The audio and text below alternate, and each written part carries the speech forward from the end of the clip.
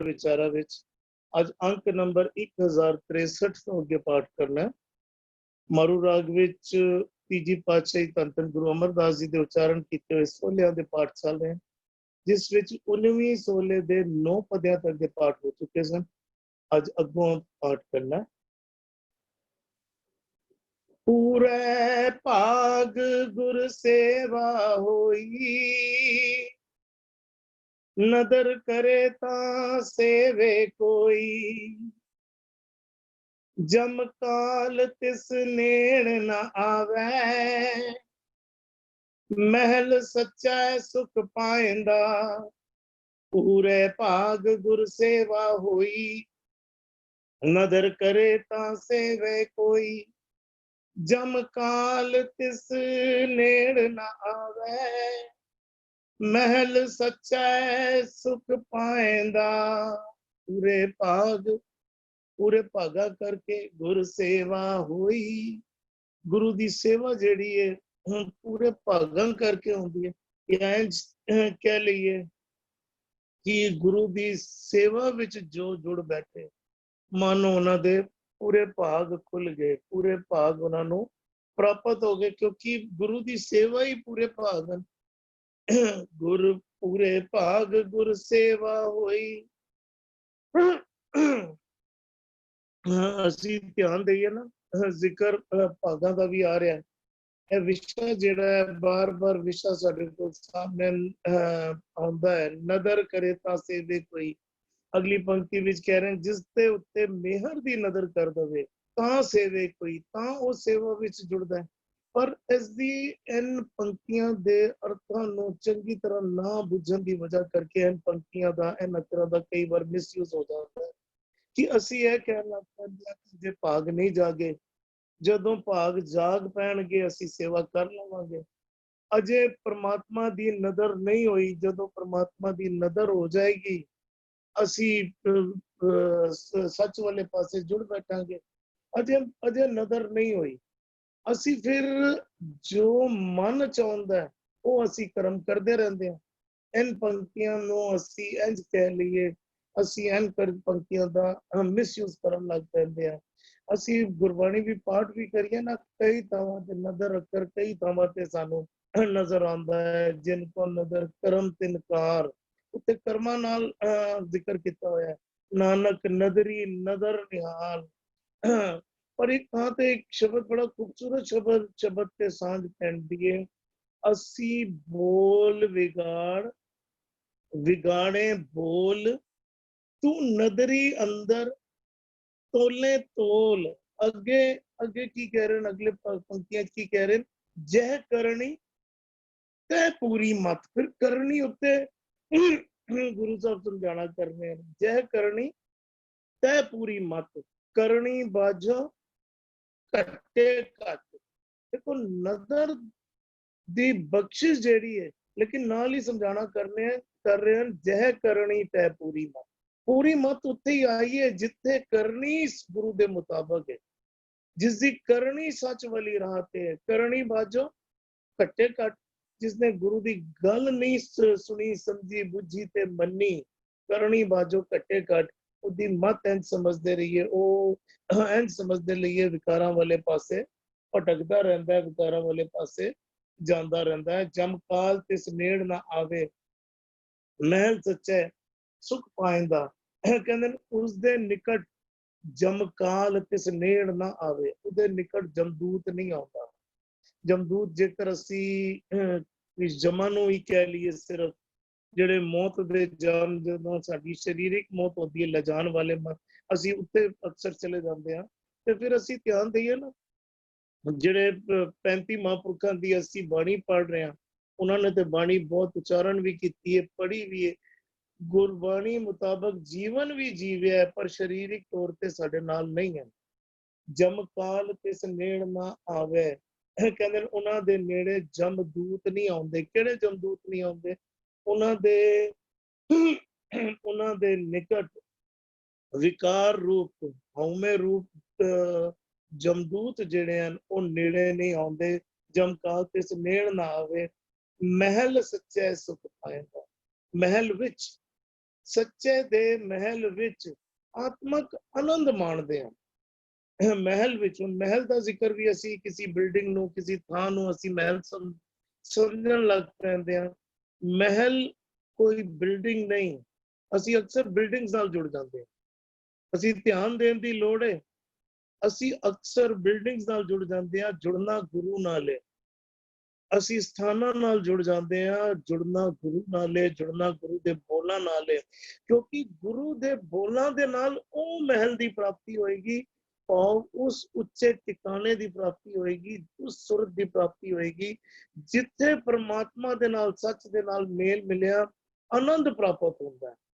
ਮਹਿਲ ਸੱਚਾ, ਸੁਖ ਪਾਇੰਦਾ, ਸੁਰਤ ਉੱਤੇ ਟਿਕ ਗਈ ਤੇ ਆਨੰਦ ਦੀ ਪ੍ਰਾਪਤੀ ਹੋ ਗਈ। ਆਨੰਦ ਹੀ ਆਨੰਦ ਹੈ, ਖੇੜਾ ਹੀ ਖੇੜਾ। ਜਿਸ ਤਰ੍ਹਾਂ ਬੇਗਮਪੁਰਾ ਸ਼ਹਿਰ ਕੋ ਨਾਮ ਦੂ ਗੰਦੋ ਨਹੀਂ ਤੇ, ਤਾਂ ਉੱਤੇ ਵੀ ਬੇਗਮਪੁਰਾ ਸ਼ਹਿਰ ਦਾ ਨਾਮ ਕਹਿ ਰਹੇ, ਪਰ ਉੱਤੇ ਕੋਈ ਸ਼ਹਿਰ, ਕੋਈ ਟਿਕਾਣਾ ਨਹੀਂ ਹੈ। ਮਨ ਦੀ ਉਹ ਅਵਸਥਾ ਹੈ ਜਿਸ ਅਵਸਥਾ ਦੇ ਵਿੱਚ ਆਨੰਦ ਦੀ ਪ੍ਰਾਪਤੀ ਹੁੰਦੀ ਹੈ। ਇਸ ਤਰ੍ਹਾਂ ਦੇ ਅੱਖਰ ਗੁਰੂ ਗ੍ਰੰਥ ਸਾਹਿਬ ਵੀ ਸਾਨੂੰ ਕਈ ਥਾਵਾਂ ਤੇ ਗੁਰੂ ਸਾਹਿਬ ਨੇ ਵਰਤੇ ਹਨ, ਸਾਨੂੰ ਸਮਝਾਉਣ ਲਈ ਵਰਤੇ ਹਨ। ਉਸ ਅਵਸਥਾ ਦਾ ਜ਼ਿਕਰ ਕੀਤਾ ਹੈ। ਅਸੀਂ ਸਥਾਨਾਂ ਨਾਲ ਜੁੜ ਕੇ ਕਿਧਰੇ ਨਾ ਕਿਧਰੇ ਭੁਲੇਖੇ ਵਿੱਚ ਪੈ ਜਾਂਦੇ ਹਾਂ। ਜੀ ਹਰਵਿੰਦਰ ਵੀਰ ਜੀ। ਇੱਥੇ ਤੋਂ ਸਾਨੂੰ ਗੁਰੂ ਸਾਹਿਬ ਕਿਵੇਂ ਸਟੈਪ ਬਾਏ ਸਟੈਪ ਜਿਹੜਾ ਲੈ ਕੇ ਅੱਗੇ ਆਉਂਦੇ ਪਏ ਨੇ, ਵੀ ਇਸ ਤੋਂ ਪਹਿਲੇ ਜਿਹੜੇ ਬੰਦ ਅਸੀਂ ਵਿਚਾਰਦੇ ਪਏ ਸੀ, ਕਹਿੰਦੇ ਵੀ ਸਤਿਗੁਰੂ ਸੇਵਿਆ ਸਹਿਜ ਆਨੰਦਾ, ਵੀ ਗੁਰੂ ਦੀ ਸੇਵਾ ਕਰੇਗਾ, ਆਨੰਦ ਤੇਰੇ ਜੀਵਨ ਦਾ ਸਹਿਜ ਬਣ ਜਾਏਗਾ। ਤੈਨੂੰ ਕੋਈ ਚੀਜ਼ ਜਿਹੜੀ ਨਾ ਉਹ ਤੈਨੂੰ ਡੁਲਾ ਨਹੀਂ ਸਕੇਗੀ। ਤੇਰੇ ਜੀਵਨ ਵਿੱਚੋਂ ਬੇਗਮਪੁਰਾ ਵਾਲੀ ਤੇਰੀ ਜਿਹੜੀ ਅਵਸਥਾ ਜਿਹੜੀ ਨਾ ਉਹ ਹੋ ਜਾਏਗਾ, ਵੀ ਸਤਿਗੁਰੂ ਸੇਵਿਆ ਸਹਿਜ ਆਨੰਦ। ਫਿਰ ਅੱਗੇ ਆ ਗਏ ਅਸੀਂ, ਕਹਿੰਦੇ ਸਤਿਗੁਰ ਤੇ ਵਿਛੜੇ ਤਿੰਨੀ ਦੁੱਖ ਪਾਇਆ। ਜਿਹੜੇ ਸਤਿਗੁਰ ਤੋਂ, ਸਤਿਗੁਰ ਦੇ ਸਿਧਾਂਤਾਂ ਤੋਂ ਟੁੱਟ ਜਾਂਦੇ ਨੇ, ਉਹ ਉਹਨਾਂ ਦਾ ਜੀਵਨ ਵੀ ਇੱਕ ਸੀ ਸਹਿਜ ਆਨੰਦ, ਦੂਜਾ ਸੀ ਵੀ ਸਤਿਗੁਰ ਤੇ ਵਿਛੜੇ ਤਿੰਨੀ ਦੁੱਖ ਪਾਇਆ। ਫਿਰ ਉਸ ਤੋਂ ਬਾਅਦ ਜਿਹੜਾ ਅਗਲਾ ਬੜਾ ਪਦਾ ਸੀ ਇਹਦਾ, ਵੀ ਸਤਿਗੁਰ ਸੇਵੈ ਸੇ ਵੱਡ ਭਾਗੀ। ਉਹ ਵੱਡੇ ਭਾਗਾਂ ਵਾਲੇ ਹੁੰਦੇ ਨੇ, ਉਹ ਆਪਣੇ ਭਾਗ ਵੱਡੇ ਬਣਾ ਲੈਂਦੇ ਨੇ। ਗੁਰੂ ਸਾਡੇ ਜੀਵਨ ਵਿੱਚ ਗੁਰੂ ਕਿਤਨਾ ਇੰਪੋਰਟੈਂਟ ਹੈ। ਅਸੀਂ ਕਹਿੰਦੇ ਬਾਣੀ ਸਾਡਾ ਗੁਰੂ ਹੈ, ਗੁਰੂ ਕਿਤਨਾ ਇੰਪੋਰਟੈਂਟ। ਅਸੀਂ ਕਹਿੰਦੇ ਵੀ ਗੁਰੂ ਗੁਰੂ ਗੁਰੂ ਕਰ ਮਨ ਮੋਰ। ਅਸੀਂ ਕਈ ਵਾਰ ਕਹਿੰਦੇ ਨਹੀਂ ਨਹੀਂ ਸਾਨੂੰ ਸਮਝ ਆ ਗਈ ਗੱਲ, ਨਹੀਂ ਨਹੀਂ ਬਈ ਇਹ ਸਿਧਾਂਤ ਦਾ ਪਤਾ ਹੋਣ ਦੀ ਲੋੜ ਹੈ। ਨਹੀਂ, ਹਰ ਵੇਲੇ ਗੁਰੂ ਨੂੰ ਪੁੱਛਣ ਦੀ ਲੋੜ ਹੈ। ਜੇ ਬੰਦਾ ਕੋਈ ਚੀਜ਼ ਕਵੇ ਕਿ ਇਹ ਗੁਰਮਤ ਹੈ, ਤੇ ਉਹਦੇ ਨਾਲ ਬਾਣੀ ਦੇ ਫੈਸਲੇ ਹੋਣੇ ਬਿਲਕੁਲ ਅਤ ਲਾਜ਼ਮੀ ਹੈ। ਕੋਈ ਬੰਦਾ ਉਹਨੂੰ ਅੱਛਾ ਇਹ ਗੁਰਮਤ ਦਾ ਸਿਧਾਂਤ ਹੈ ਜਾਂ ਨਹੀਂ ਹੈ, ਜੇ ਹੈ ਤਾਂ ਵੀ ਗੁਰਬਾਣੀ ਵਿੱਚੋਂ ਸਿੱਧ ਹੋਏਗਾ, ਜੇ ਨਹੀਂ ਤਾਂ ਵੀ ਗੁਰਬਾਣੀ ਵਿੱਚੋਂ ਸਿੱਧ ਹੋਏਗਾ। ਵੀ ਮੈਂ ਸਿਧਾਂਤ ਪਕੜ ਲਿੱਤਾ ਹੈ, ਗੁਰਬਾਣੀ ਛੱਡ ਦਿੱਤੀ, ਨਹੀਂ। ਗੁਰੂ ਸਾਡੇ ਜੀਵਨ ਵਿੱਚ ਬਹੁਤ ਇੰਪੋਰਟੈਂਟ ਹੈ। ਕਹਿੰਦੇ ਵੀ ਅੱਛਾ ਤੇਰੀ ਗੁਰੂ ਦੀ ਸੇਵਾ ਤੈਨੂੰ ਮਿਲਦੀ ਕਿਵੇਂ? ਕਹਿੰਦੇ ਤੇਰੇ ਜਦੋਂ ਬੜੇ ਵੱਡੇ ਭਾਗ ਹੋ ਜਾਂਦੇ ਨੇ ਨਾ। ਅਸੀਂ ਦੇਖੋ, ਅਸੀਂ ਨਾਰਮਲੀ ਅਸੀਂ ਜਪਜੀ ਸਾਹਿਬ ਵਿੱਚੋਂ ਵੀ ਨਾ, ਜਦੋਂ ਅਸੀਂ ਇਸ ਗੱਲ ਨੂੰ ਕਈ ਵਾਰ ਇਹਨਾਂ ਉੱਤੇ ਅਸੀਂ ਅਸੀਂ ਜਿਹੜੀ ਗੱਲ ਵੀ ਕਰਨੇ ਆ ਆਪਾਂ ਕਿ ਬਈ ਗਿਆਨ ਖੰਡ ਦੂਜਾ ਹੈ। ਅਸੀਂ ਕਹਿੰਦੇ ਸਤਿਗੁਰ ਹੈ ਗਿਆਨ, ਵੀ ਗੁਰ ਮੇਰਾ ਗਿਆਨ, ਗੁਰ ਹਿਰਦੇ ਧਿਆਨ। ਗਿਆਨ ਖੰਡ ਦੂਜਾ ਜਿਹੜਾ ਖੰਡ ਹੈ, ਪਹਿਲਾ ਖੰਡ ਨਹੀਂ ਹੈ। ਪਹਿਲਾ ਖੰਡ ਹੈ ਧਰਮ ਖੰਡ।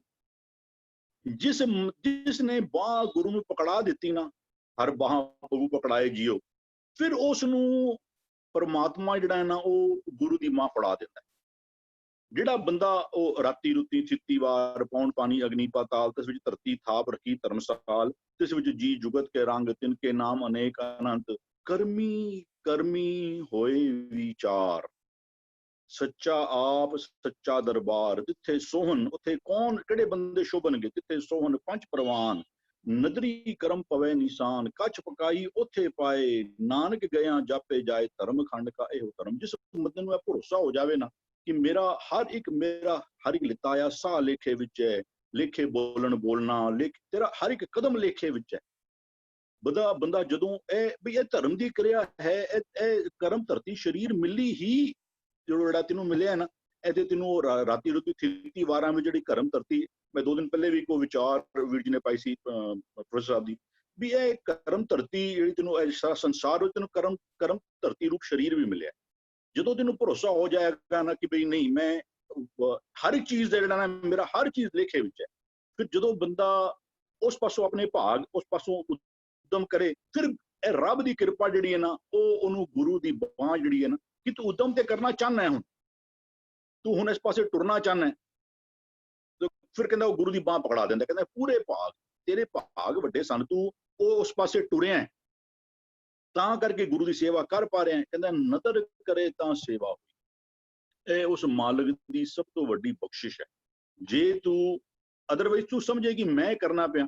ਅੱਛਾ, ਸਤਿਗੁਰੂ ਜੀ ਨੇ ਬੜੀ ਅੱਛੀ ਲਾਈਨ, ਉਹ ਕਹਿੰਦਾ ਜਿਨ ਕੋ ਨਦਰ ਕਰਮ ਤਿਨ ਕਾਰ। ਪਰਮਾਤਮਾ ਉਹਨਾਂ, ਉਹ ਅਸੀਂ ਕਾਰ ਕੀ ਕਹਿ ਰਹੇ ਹਾਂ, ਇੱਕ ਲਕੀਰ ਕਹਿ ਲਓ, ਇੱਕ ਮਰਿਆਦਾ ਕਹਿ ਲਓ, ਵੀ ਜਿਨ੍ਹਾਂ ਉੱਤੇ ਉਹ ਮਾਲਕ ਬਖਸ਼ਿਸ਼ ਦੀ ਨਜ਼ਰ ਕਰਦਾ ਹੈ ਨਾ, ਉਹਨਾਂ ਕੋਲ ਉਹ ਮਾੜੇ ਕੰਮ ਨਹੀਂ ਹੋਣ ਦਿੰਦਾ।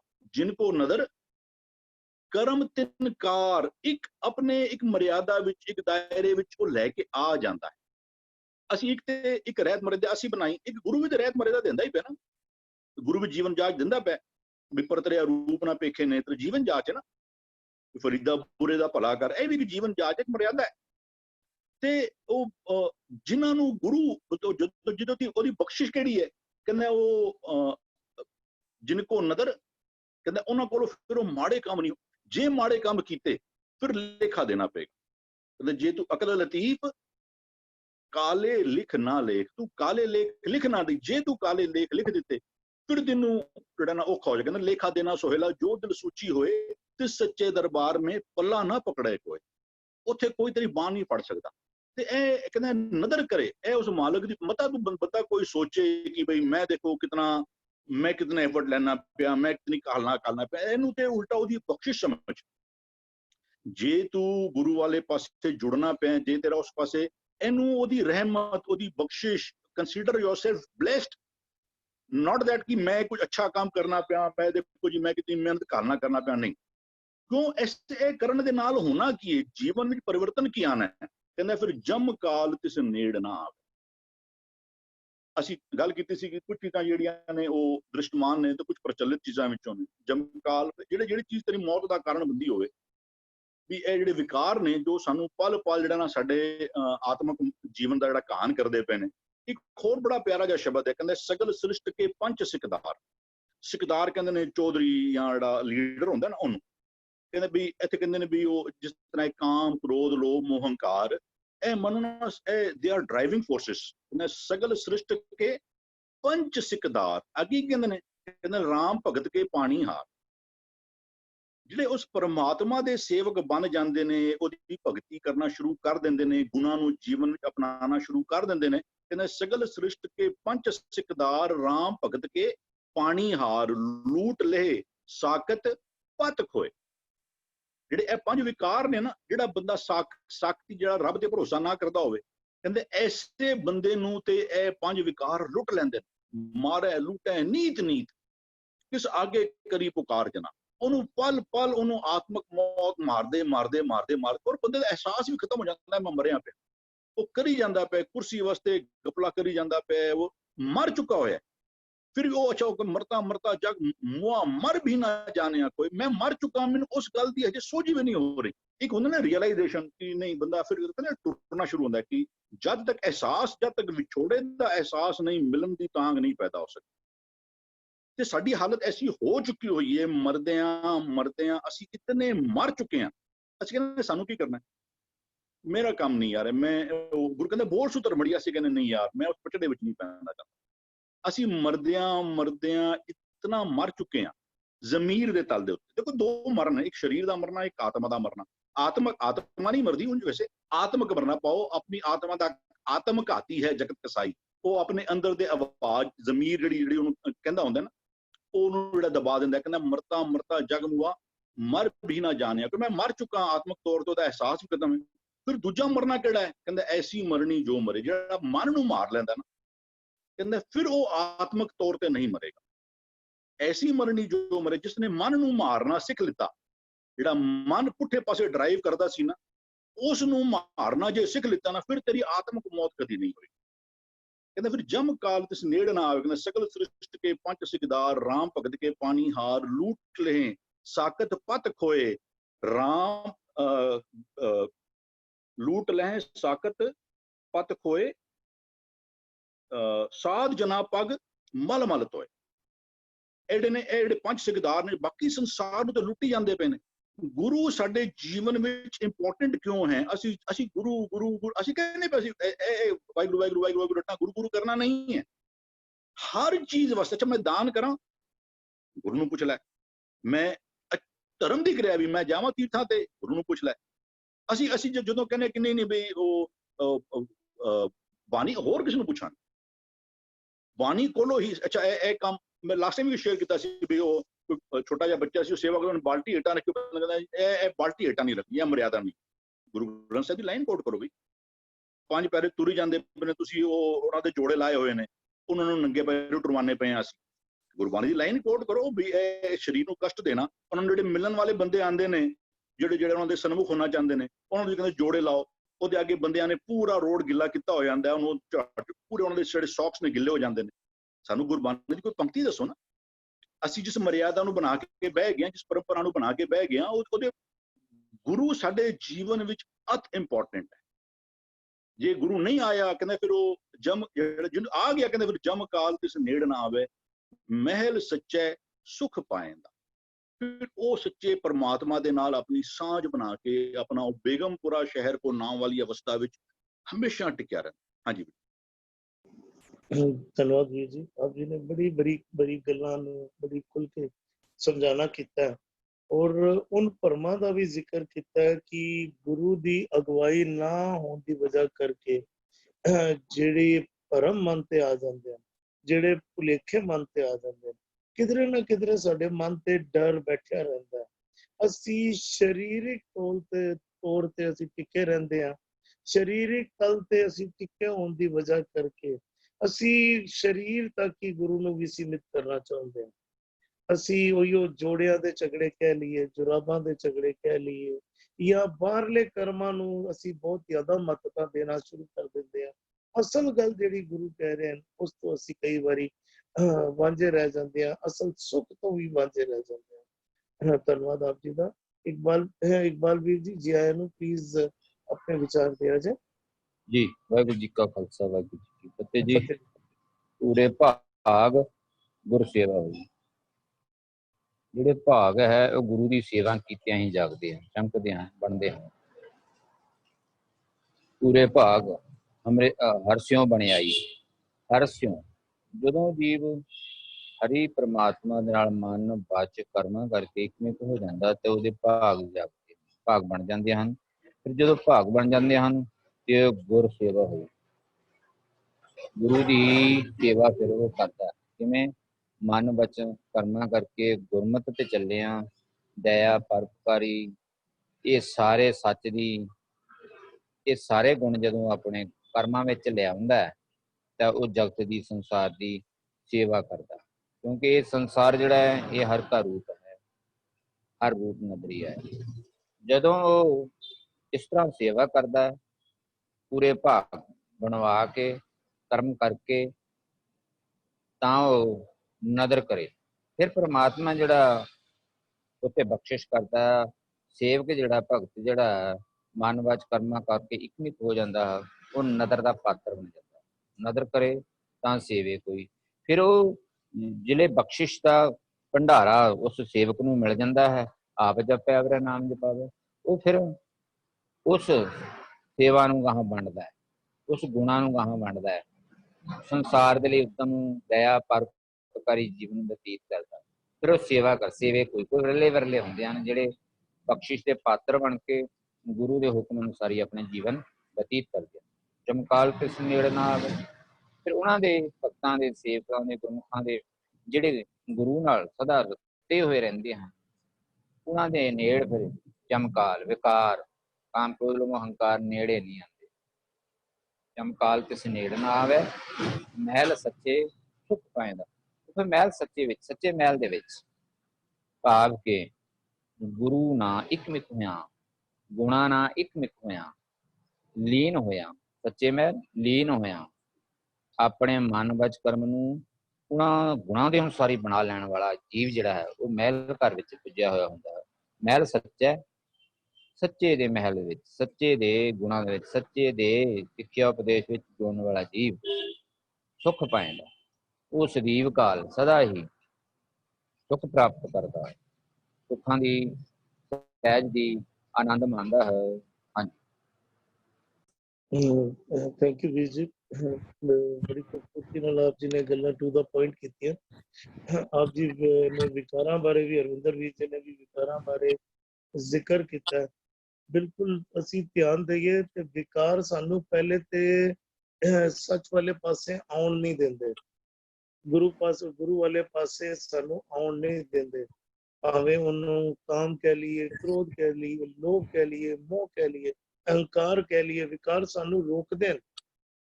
ਵਿਕਾਰ ਉਸ ਵਾਲੇ ਰਾਹ ਦੇ ਉੱਤੇ ਸਾਨੂੰ ਆਉਣ ਨਹੀਂ ਦਿੰਦੇ, ਉਸ ਰਾਹ ਦੇ ਉੱਤੇ ਟੁਰਨ ਨਹੀਂ ਦਿੰਦੇ।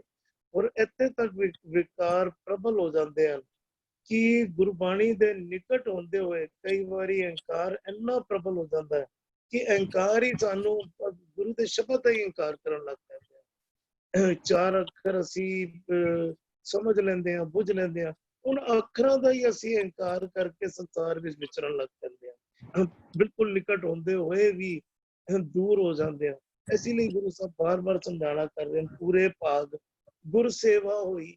ਗੁਰੂ ਦੀ ਸੇਵਾ ਨੂੰ ਅਸੀਂ ਬਹੁਤ ਹੀ ਅਸੀਂ ਲਾਈਟਲੀ ਲੈ ਲੈਂਦੇ ਹਾਂ। ਗੁਰੂ ਦੀ ਸੇਵਾ ਨੂੰ ਅਸੀਂ ਬਹੁਤ ਹੀ ਸੰਕੋਚ ਦਿੱਤਾ ਹੈ, ਅਸੀਂ ਝਾੜੂ ਪੋਚੇ ਤੱਕ ਸੀਮਿਤ ਕਰ ਦਿੱਤਾ ਹੈ ਗੁਰੂ ਦੀ ਸੇਵਾ ਨੂੰ। ਗੁਰੂ ਦੀ ਸੇਵਾ ਇੰਨੀ ਸੌਖੀ ਸੇਵਾ ਨਹੀਂ ਹੈ। ਗੁਰੂ ਜਿਹੜੀ ਸੱਚ ਦੀ ਗੱਲ ਕਰ ਰਹੇ ਹਨ, ਉਹ ਸੱਚ ਜੀਵਨ ਵਿੱਚ ਢਲ ਜਾਏ, ਉਸ ਸੱਚ ਦੇ ਮੁਤਾਬਿਕ ਅਸੀਂ ਜੀਵਨ ਆਰੰਭ ਕਰਨਾ ਕਰ ਦਈਏ, ਜੀਵਨ ਸ਼ੁਰੂ ਕਰ ਦਈਏ ਤੇ ਅਸਲ ਬਦਲਾਵ ਤੇ ਤਾਂ ਆਣਾ ਹੈ। ਇਸ ਲਈ ਗੁਰੂ ਸਾਹਿਬ ਬਾਰ-ਬਾਰ ਸਮਝਾਣਾ ਕਰ ਰਹੇ, ਅਸੀਂ ਕਿਧਰੇ ਨਾ ਕਿਧਰੇ ਭੁਲੇਖਾ ਖਾ ਜਾਂਦੇ ਹਾਂ। ਜੀ ਭੂਆ ਜੀ। ਹਾਂਜੀ, ਪੂਰੇ ਭਾਗ ਗੁਰ ਸੇਵਾ ਹੋਈ, ਨਦਰ ਕਰੇ ਤਾਂ ਸੇਵੇ ਕੋਈ। ਹੁਣ ਨਦਰ ਜਿਹੜੀ ਹੈ, ਤੁਸੀਂ ਦੇਖੋਗੇ ਤਕਰੀਬਨ ਬਾਣੀ ਦੇ ਵਿੱਚ ਨਦਰ, ਕਿਰਪਾ, ਬਖਸ਼ਿਸ਼, ਗ੍ਰੇਸ ਇਹ ਆਉਂਦਾ ਹੈ। ਤਕਰੀਬਨ ਇੱਥੇ ਤੇ ਕਿਹਾ ਜਾਂਦਾ ਕਿ ਗੁਰੂ ਸਾਹਿਬ ਸਾਨੂੰ ਸਾਰੇ ਮਨੁੱਖਾਂ ਦੇ ਨੂੰ ਕਹਿੰਦੇ ਨੇ ਕਿ ਬਈ ਕਿਤੇ ਤੂੰ ਹਉਮੈ ਵਿੱਚ ਨਾ ਆ ਜਾਏ ਕਿ ਮੈਂ ਕਰਨ ਵਾਲਾ ਹਾਂ। ਹੈ ਕਰਨ ਵਾਲਾ ਤੇ ਉਹੀ ਹੈ, ਉਸਦੀ ਨਦਰ, ਉਹਦੀ ਹੀ ਬਖਸ਼ਿਸ਼ ਹੈਗੀ ਹੈ। ਤੋ ਬਾਣੀ ਦੇ ਵਿੱਚ ਸਾਨੂੰ ਖਾਲੀ ਇਹ ਵਰਡ ਇਸ ਕਰਕੇ ਕਿਹਾ ਜਾਂਦਾ ਕਿ ਤੁਸੀਂ ਹਉਮੈ ਵਿੱਚ ਨਹੀਂ ਆਣਾ। ਤਕਰੀਬਨ ਅਸੀਂ ਮੈਂ ਵਿੱਚ ਹੀ ਰੱਖੇ ਰਹਿੰਦੇ। these words are telling us ਕਿ ਬਈ ਹਉਮੈ ਵਿੱਚ ਨਹੀਂ ਰਹਿਣਾ। ਹੁਣ ਕਿੰਜ ਹੁੰਦਾ ਹੈ, ਕਹਿੰਦੇ ਕਿ ਗੁਰ ਸੇਵਾ ਹੋਈ। ਗੁਰ ਸੇਵਾ ਕਿੰਜ ਹੁੰਦੀ ਹੈ, ਜਦੋਂ ਅਸੀਂ ਪੂਰੇ ਦੇ ਉਸ ਇੱਕ ਦੇ ਸਿੱਖਿਆ, ਉਸਦੇ ਗੁਣਾਂ ਦੇ ਨਾਲ, ਉਹਦੇ ਵਿਚਾਰਾਂ ਦੇ ਨਾਲ ਅਸੀਂ ਭਾਗੀਦਾਰ ਬਣ ਜਾਂਦੇ ਹਾਂ। ਟੋਟਲੀ ਅਸੀਂ ਭਿੱਜ ਜਾਂਦੇ ਹਾਂ ਔਰ ਭਾਗਾਂ ਵਾਲੇ ਬਣ ਜਾਂਦੇ ਹਾਂ। ਕਦੋਂ ਬਣਦੇ ਆ ਭਾਗਾਂ ਵਾਲੇ? ਜਦੋਂ ਸਾਡਾ ਮਨ ਜਿਹੜਾ ਹੈ ਉਸ ਇੱਕ ਦੇ ਗੁਣਾਂ ਦੇ ਸਿੱਖਿਆ ਦੇ ਨਾਲ ਭਾਗੀਦਾਰ ਬਣ ਜਾਂਦਾ, ਮੀਨ ਭਿੱਜ ਜਾਂਦਾ ਹੈ ਤੇ ਭਾਗਾਂ ਵਾਲਾ ਬਣ ਜਾਂਦਾ ਹੈ। ਇਹੀ ਉਸਦੀ ਨਦਰ ਹੈ ਔਰ ਇਹੀ ਨਦਰ ਇਹੀ ਕਰਾ ਰਿਹਾ ਹੈ, ਸੇਵਾ ਉਹੀ ਕਰਾ ਰਿਹਾ ਹੈ। ਔਰ ਜਦੋਂ ਸੇਵਾ ਕੀ ਕਹਿੰਦਾ ਕਿ ਜਮਕਾਲ ਤੇ ਸਨੇਹ ਨਾ ਆਵੇ, ਫਿਰ ਉਹੀ ਕਿਸੇ ਚੀਜ਼ ਨੂੰ ਵੀ, ਕੋਈ ਵੀ ਵਾਈਸਿਸ ਨੂੰ, ਕੋਈ ਗਲਤ ਵਿਚਾਰਾਂ ਨੂੰ ਨੇੜੇ ਨਹੀਂ ਆਉਣ ਦਿੰਦਾ, ਸਾਡੇ ਜੀਵਨ ਵਿੱਚ ਆਣ ਹੀ ਨਹੀਂ ਦਿੰਦਾ ਤਾਂ ਕਿ ਅਸੀਂ ਉਸ ਪਾਸੇ ਟੁਰੀਏ ਹੀ ਨਾ। ਤੇ ਇਸ ਅਵਸਥਾ ਕਰਕੇ ਕਹਿੰਦੇ ਨੇ ਕਿ ਮਹਿਲ ਸੱਚੇ ਸੁਖ ਪਾਏ ਦਾ ਫਿਰ ਅਸੀਂ ਕਿਹੜੀ ਅਵਸਥਾ ਪ੍ਰਾਪਤ ਕਰਦੇ ਹਾਂ, ਜਿਸ ਨੂੰ ਅਸੀਂ ਕਹਿੰਦੇ ਕਿ ਨਿਜ ਘਰ, ਸਵਰਗ। ਇਹ ਚੀਜ਼ਾਂ ਅਸੀਂ ਲੋਕਾਂ ਨੇ ਪ੍ਰਾਪਤ, ਇਹ ਇੱਕ ਅਵਸਥਾ ਦੀ ਗੱਲ ਹੈ ਜਿੱਥੇ ਖਾਲੀ ਸੁੱਖ ਹੀ ਸੁੱਖ ਹੈ, ਕਿਉਂਕਿ ਕੋਈ ਵੀ ਵਾਈਸਿਸ, ਕੋਈ ਵੀ ਚੀਜ਼ ਸਾਨੂੰ ਨੇੜੇ ਨਹੀਂ ਆ ਸਕਦਾ, ਕਿਉਂਕਿ ਉਹ ਕਰਾਉਣ ਵਾਲਾ ਉਸਦੀ ਨਦਰ ਹੈ। ਹਾਂਜੀ जी बुआ जी, बहुत अच्छी तरीके नाल आप जी ने बिल्कुल शॉर्ट विच आप जी ने एक्सप्लेन करना किया और एक बड़े बरीक पक्ष वाल आप जी ने ध्यान दिवाया कि किधरे हौमे ना आ जाए। देखा ਅਸੀਂ ਸੋਚਣਾ ਕਰੀਏ ਨਾ, परमात्मा ने तो बख्शिश कीती हुई है, इतनी खूबसूरत देही सानू दिती है, इन्ना खूबसूरत सृष्टि बनाई है, संसार बनाया है, देही दिती है, देही दे अंदर सानू समझ दिती है, अकल दिती है सानू। ਅਸੀਂ ਫਿਰ ਜਿਹੜੇ ਆ ਇੰਜ ਸਮਝੀਏ ਕਿ ਅਸੀਂ ਉਹਦਾ ਯੂਜ਼ ਨਹੀਂ ਕਰਦੇ ਜਾਂ ਮਿਸਯੂਜ਼ ਕਰਦੇ ਆ, ਨਾ ਸਮਝ ਹੋਣ ਦੇ ਕਾਰਨ ਜਾਂ ਸਮਝ ਹੋਣ ਦੇ ਬਾਵਜੂਦ ਅਸੀਂ ਕਿਧਰੇ ਨਾ ਕਿਧਰੇ ਭਟਕਦੇ ਰਹਿੰਦੇ ਆ ਔਰ ਕਿਧਰੇ ਸ਼ਬਦ ਦੇ ਨਿਕਟ ਆ ਜਾਂਦੇ ਆ ਤਾਂ ਵੀ ਅਸੀਂ ਹਉਮੈ ਕਰਨ ਲੱਗ ਪੈਂਦੇ ਆ, ਅਹੰਕਾਰ ਕਰਨ ਲੱਗ ਪੈਂਦੇ ਆ ਕਿ ਕਿਧਰੇ ਨਾ ਕਿਧਰੇ ਮੈਂ ਕੀਤਾ। ਤੇ ਗੁਰੂ ਸਾਹਿਬ ਜਿੱਥੇ ਸਾਨੂੰ ਕਰਮਾਂ ਦੀ ਥਿਉਰੀ ਸਮਝਾ ਰਹੇ ਹਨ, ਉੱਥੇ ਨਾਲ ਦੇ ਨਾਲ ਬਖਸ਼ਿਸ਼ ਦੀ ਵੀ ਥਿਉਰੀ ਸਮਝਾ ਰਹੇ ਹਨ, ਉਸ परमात्मा ਦੀ ਨਦਰ ਦੀ ਵੀ ਥਿਉਰੀ ਸਮਝਾ ਰਹੇ ਹਨ। ਇਹਨਾਂ ਨੂੰ ਰਲਾ ਕੇ, ਬਹੁਤ ਬਰੀਕ ਪੁਆਇੰਟ ਹਨ, ਇਹਨਾਂ ਨੂੰ ਰਲਾ ਕੇ ਸਮਝਣ ਦੀ ਲੋੜ ਹੈ। ਇਸ ਵਿਸ਼ੇ ਨੂੰ ਚੰਗੀ ਤਰੀਕੇ ਦੇ ਨਾਲ ਅਗਰ ਅਸੀਂ ਖਾਲੀ ਕਰਮਾਂ ਨੂੰ ਲੈ ਕੇ ਚੱਲਾਂਗੇ ਤੇ ਕਿਧਰੇ ਨਾ ਕਿਧਰੇ ਅਸੀਂ ਅਹੰਕਾਰ ਵਿੱਚ ਪੈ ਜਾਵਾਂਗੇ ਕਿ ਮੈਂ ਕੀਤਾ ਤੇ ਮੇਰੇ ਕਰਨ ਦੀ ਮੇਰੇ ਕਰਨ ਕਰਕੇ ਇਹ ਪ੍ਰਾਪਤੀ ਹੋਈ ਹੈ। ਤੇ ਅਸੀਂ ਹਮੇਸ਼ਾ ਕਰਮ ਕਰਨੇ ਹਨ, ਪਰ ਨਾਲ ਦੇ ਨਾਲ ਉਸ ਦੀ ਬਖਸ਼ਿਸ਼ ਦੀ ਉਡੀਕ ਵੀ ਕਰਨੀ ਹੈ ਕਿ ਉਹ ਪ੍ਰਮਾਤਮਾ ਬਖਸ਼ਿਸ਼ ਬਣਾਈ ਰੱਖੇ, ਸਾਡੇ ਆਪਣੇ ਚਰਨਾਂ ਨਾਲ ਸਾਨੂੰ ਜੋੜੀ ਰੱਖੇ, ਕਿਧਰੇ ਅਸੀਂ ਹੰਕਾਰ ਵਾਲੇ ਸਾਈਡ ਤੇ ਵੀ ਨਾ ਜਾਣ ਲੱਗ ਪਈਏ। ਧੰਨਵਾਦ ਆਪ ਜੀ ਦਾ। ਭੁਪਿੰਦਰ ਵੀਰ ਜੀ ਨੇ ਅਜੇ ਤੱਕ ਜੁਆਇਨ ਨਹੀਂ ਕੀਤਾ ਹੈ, ਸ਼ਾਇਦ ਉਹਨੇ ਬਹੁਤ ਜਲਦੀ ਜੁਆਇਨ ਕਰ ਲੈਣਗੇ, ਉਹਨਾਂ ਦਾ ਅਜੇ ਮੈਸੇਜ ਨਹੀਂ ਆਇਆ। ਸੁਖਵਿੰਦਰ ਵੀਰ ਜੀ ਦਾ ਮੈਸੇਜ ਆਇਆ, ਅੱਜ ਉਹ ਨਹੀਂ ਹਾਜ਼ਰੀ ਭਰ ਪਾਉਣਗੇ। ਤੇ ਉਹ ਜੀ ਬੇਸ਼ੱਕ ਆਪ ਜੀ ਥੋੜੇ ਜਿਹੇ ਵਿਚਾਰ ਹੋਰ ਖੋਲ ਕੇ ਥੋੜੇ ਜਿਹੇ ਦੇ ਦਿਆ ਜੀ ਅਗਲੇ ਪਦੇ ਦੇ ਨੈਕਸਟ ਪਦਾ ਜਦ ਆਏਗਾ। ਤਿੰਨ ਸੁਖ ਪਾਇਆ ਜੋ ਤੁਧ ਪਾਏ, ਪੂਰੇ ਭਾਗ ਗੁਰ ਸੇ तेरे हथ है सब वडियाई, जिस देवे सो पाएंदा। तिन सुख पाया जो तुध पाए, जो तेनू भागे, जो तेनू पसंद आन लग पे। ਅਸੀਂ ਜਪਜੀ ਸਾਹਿਬ ਦਾ ਵੀ ਪਾਠ ਕਰਦੇ ਹਾਂ, ਤੀਰਤ ਨਾਵਾ ਜੇ ਤੁਧ ਭਾਵਾਂ। ਮੈਂ ਉਹ ਕਰਮ ਕਰਨ ਦੇ ਅਸੀਂ ਕੇਵਲ ਉੱਤੇ ਤੀਰਤ ਦਾ ਜ਼ਿਕਰ ਆਉਂਦਾ ਹੈ ਕਿ ਮੈਨੂੰ ਤੀਰਤ ਤੇ ਇਸ਼ਨਾਨ ਕਰਨ ਵਿੱਚ ਕੋਈ ਇਤਰਾਜ਼ ਨਹੀਂ, ਪਰ ਗੁਰੂ ਨੂੰ ਪੁੱਛ ਲਵਾਂ ਕਿ ਇਹ ਗੁਰੂ ਮੈਨੂੰ ਦੱਸ ਦੇ ਕਿ ਇਹ ਗੱਲ ਚੰਗੀ ਵੀ ਲੱਗੇਗੀ, ਤੇਰੇ ਹੁਕਮਾਂ ਅੰਦਰ ਵੀ ਹੈ। ਤੀਰਤ ਨਾਵਾ ਜੇ ਤੁਧ ਭਾਵਾਂ, ਜੇ ਤੈਨੂੰ ਚੰਗਾ ਲੱਗੇਗਾ ਤੇ ਮੈਂ ਨਾਮ ਨੂੰ ਤਿਆਰ ਹਾਂ, ਮੈਨੂੰ ਕੋਈ ਇਤਰਾਜ਼ ਨਹੀਂ। ਪਰ ਗੁਰੂ ਸਾਹਿਬ ਤੀਰਤ ਵੀ ਸਮਝਾਣਾ ਕਰਦੇ ਨੇ, ਤੀਰਤ ਨਾਮ ਹੈ, ਨਾਮ ਨਾਲ ਜੋੜਨਾ ਕਰਦੇ ਨੇ। ਗੁਰੂ ਨੂੰ ਪੁੱਛੀਏ ਤੇ ਗੁਰੂ ਸਾਨੂੰ ਅਸਲ ਤੀਰਤ ਵੱਲ ਪ੍ਰੇਰਦੇ ਹਨ, ਤੇ ਕੇਵਲ ਤੀਰਤ ਤੱਕ ਸੀਮਿਤ ਨਾ ਰਹੀਏ ਰੱਖੀਏ। ਗੱਲ ਗੁਰੂ ਸਾਹਿਬ ਨੇ ਇਸ ਪਾਰਟਿਕੂਲਰ ਪੰਕਤੀ ਵਿੱਚ ਤੀਰਤ ਦੀ ਕੀਤੀ ਹੈ। ਹਰ ਉਹ ਕਰਮ ਜਿਹੜਾ ਗੁਰੂ ਨੂੰ ਭਾ ਜਾਏ, ਅਸੀਂ ਉਹ ਕਰਮ ਕਰੀਏ। ਗੁਰੂ ਨੂੰ ਪੁੱਛ ਲਈਏ ਕਿ ਇਹ ਕੀਤਾ ਹੋਇਆ ਕਰਮ ਤੈਨੂੰ ਚੰਗਾ ਲੱਗਦਾ ਹੈ ਜਾਂ ਨਹੀਂ ਲੱਗਦਾ। ਤੇ ਤਿੰਨ ਸੁਖ ਪਾਇਆ ਜੋ ਤੁਧ ਭਾਏ, ਉਹ ਜਿਨ੍ਹਾਂ ਨੇ ਗੁਰੂ ਦੇ ਮੁਤਾਬਿਕ ਕਾਰ ਕਰਨੀ ਆਰੰਭ ਕਰ ਦਿੱਤੀ, ਉਹਨਾਂ ਨੇ ਸੁਖ ਪਾ ਲਿਆ, ਆਤਮਕ ਆਨੰਦ ਪਾ ਲਿਆ, ਕਿਉਂਕਿ ਉਹ ਗੁਰੂ ਨੂੰ ਭਾ ਗਏ, ਗੁਰੂ ਨੂੰ ਚੰਗੇ ਲੱਗਣ ਲੱਗ ਪਏ। ਤਿੰਨ ਸੁਖ ਪਾਇਆ ਜੋ ਤੁਧ ਪਾਏ, ਪਰਮਾਤਮਾ ਨੂੰ ਉਹ ਪਸੰਦ ਆ ਗਏ, ਗੁਰੂ ਦੀ ਗੱਲ ਮੰਨ ਲਈ। ਪੂਰੇ ਭਾਗ ਗੁਰ ਸੇਵਾ ਲਾਏ, ਪੂਰੇ ਭਾਗਾਂ ਕਰਕੇ ਗੁਰੂ ਸੇਵਾ ਲਾਈ, ਗੁਰੂ ਦੀ ਸੇਵਾ ਤੇ ਲਾ ਦਿੱਤੀ। ਭਾਗਾਂ ਦਾ ਕਨਸੈਪਟ ਵੀ ਕਰਨੀ ਬਾਜੋ ਘੱਟੇ ਘੱਟ ਕਰਨੀ ਨਾਲ ਜੋੜ ਕੇ ਗੁਰੂ ਸਾਹਿਬ ਬਾਰ-ਬਾਰ ਸਮਝਾਣਾ ਕਰ ਰਿਹਾ। ਗੁਰੂ ਦੇ ਗੱਲ ਨੂੰ ਪੜ ਬੁੱਝ ਕੇ ਸਮਝ ਕੇ ਗੁਰੂ ਦੇ ਮੁਤਾਬਿਕ ਕਰਨੀ ਹੈ। ਪੂਰੇ ਭਾਗ ਗੁਰ ਸੇਵਾ ਲਾਏ, ਤੇਰੇ ਹੱਥ ਹੈ ਸਭ ਵਡਿਆਈ, ਜਿਸ ਤੇ ਦੇਵੇ ਸੋ ਪਾਏਂਦਾ।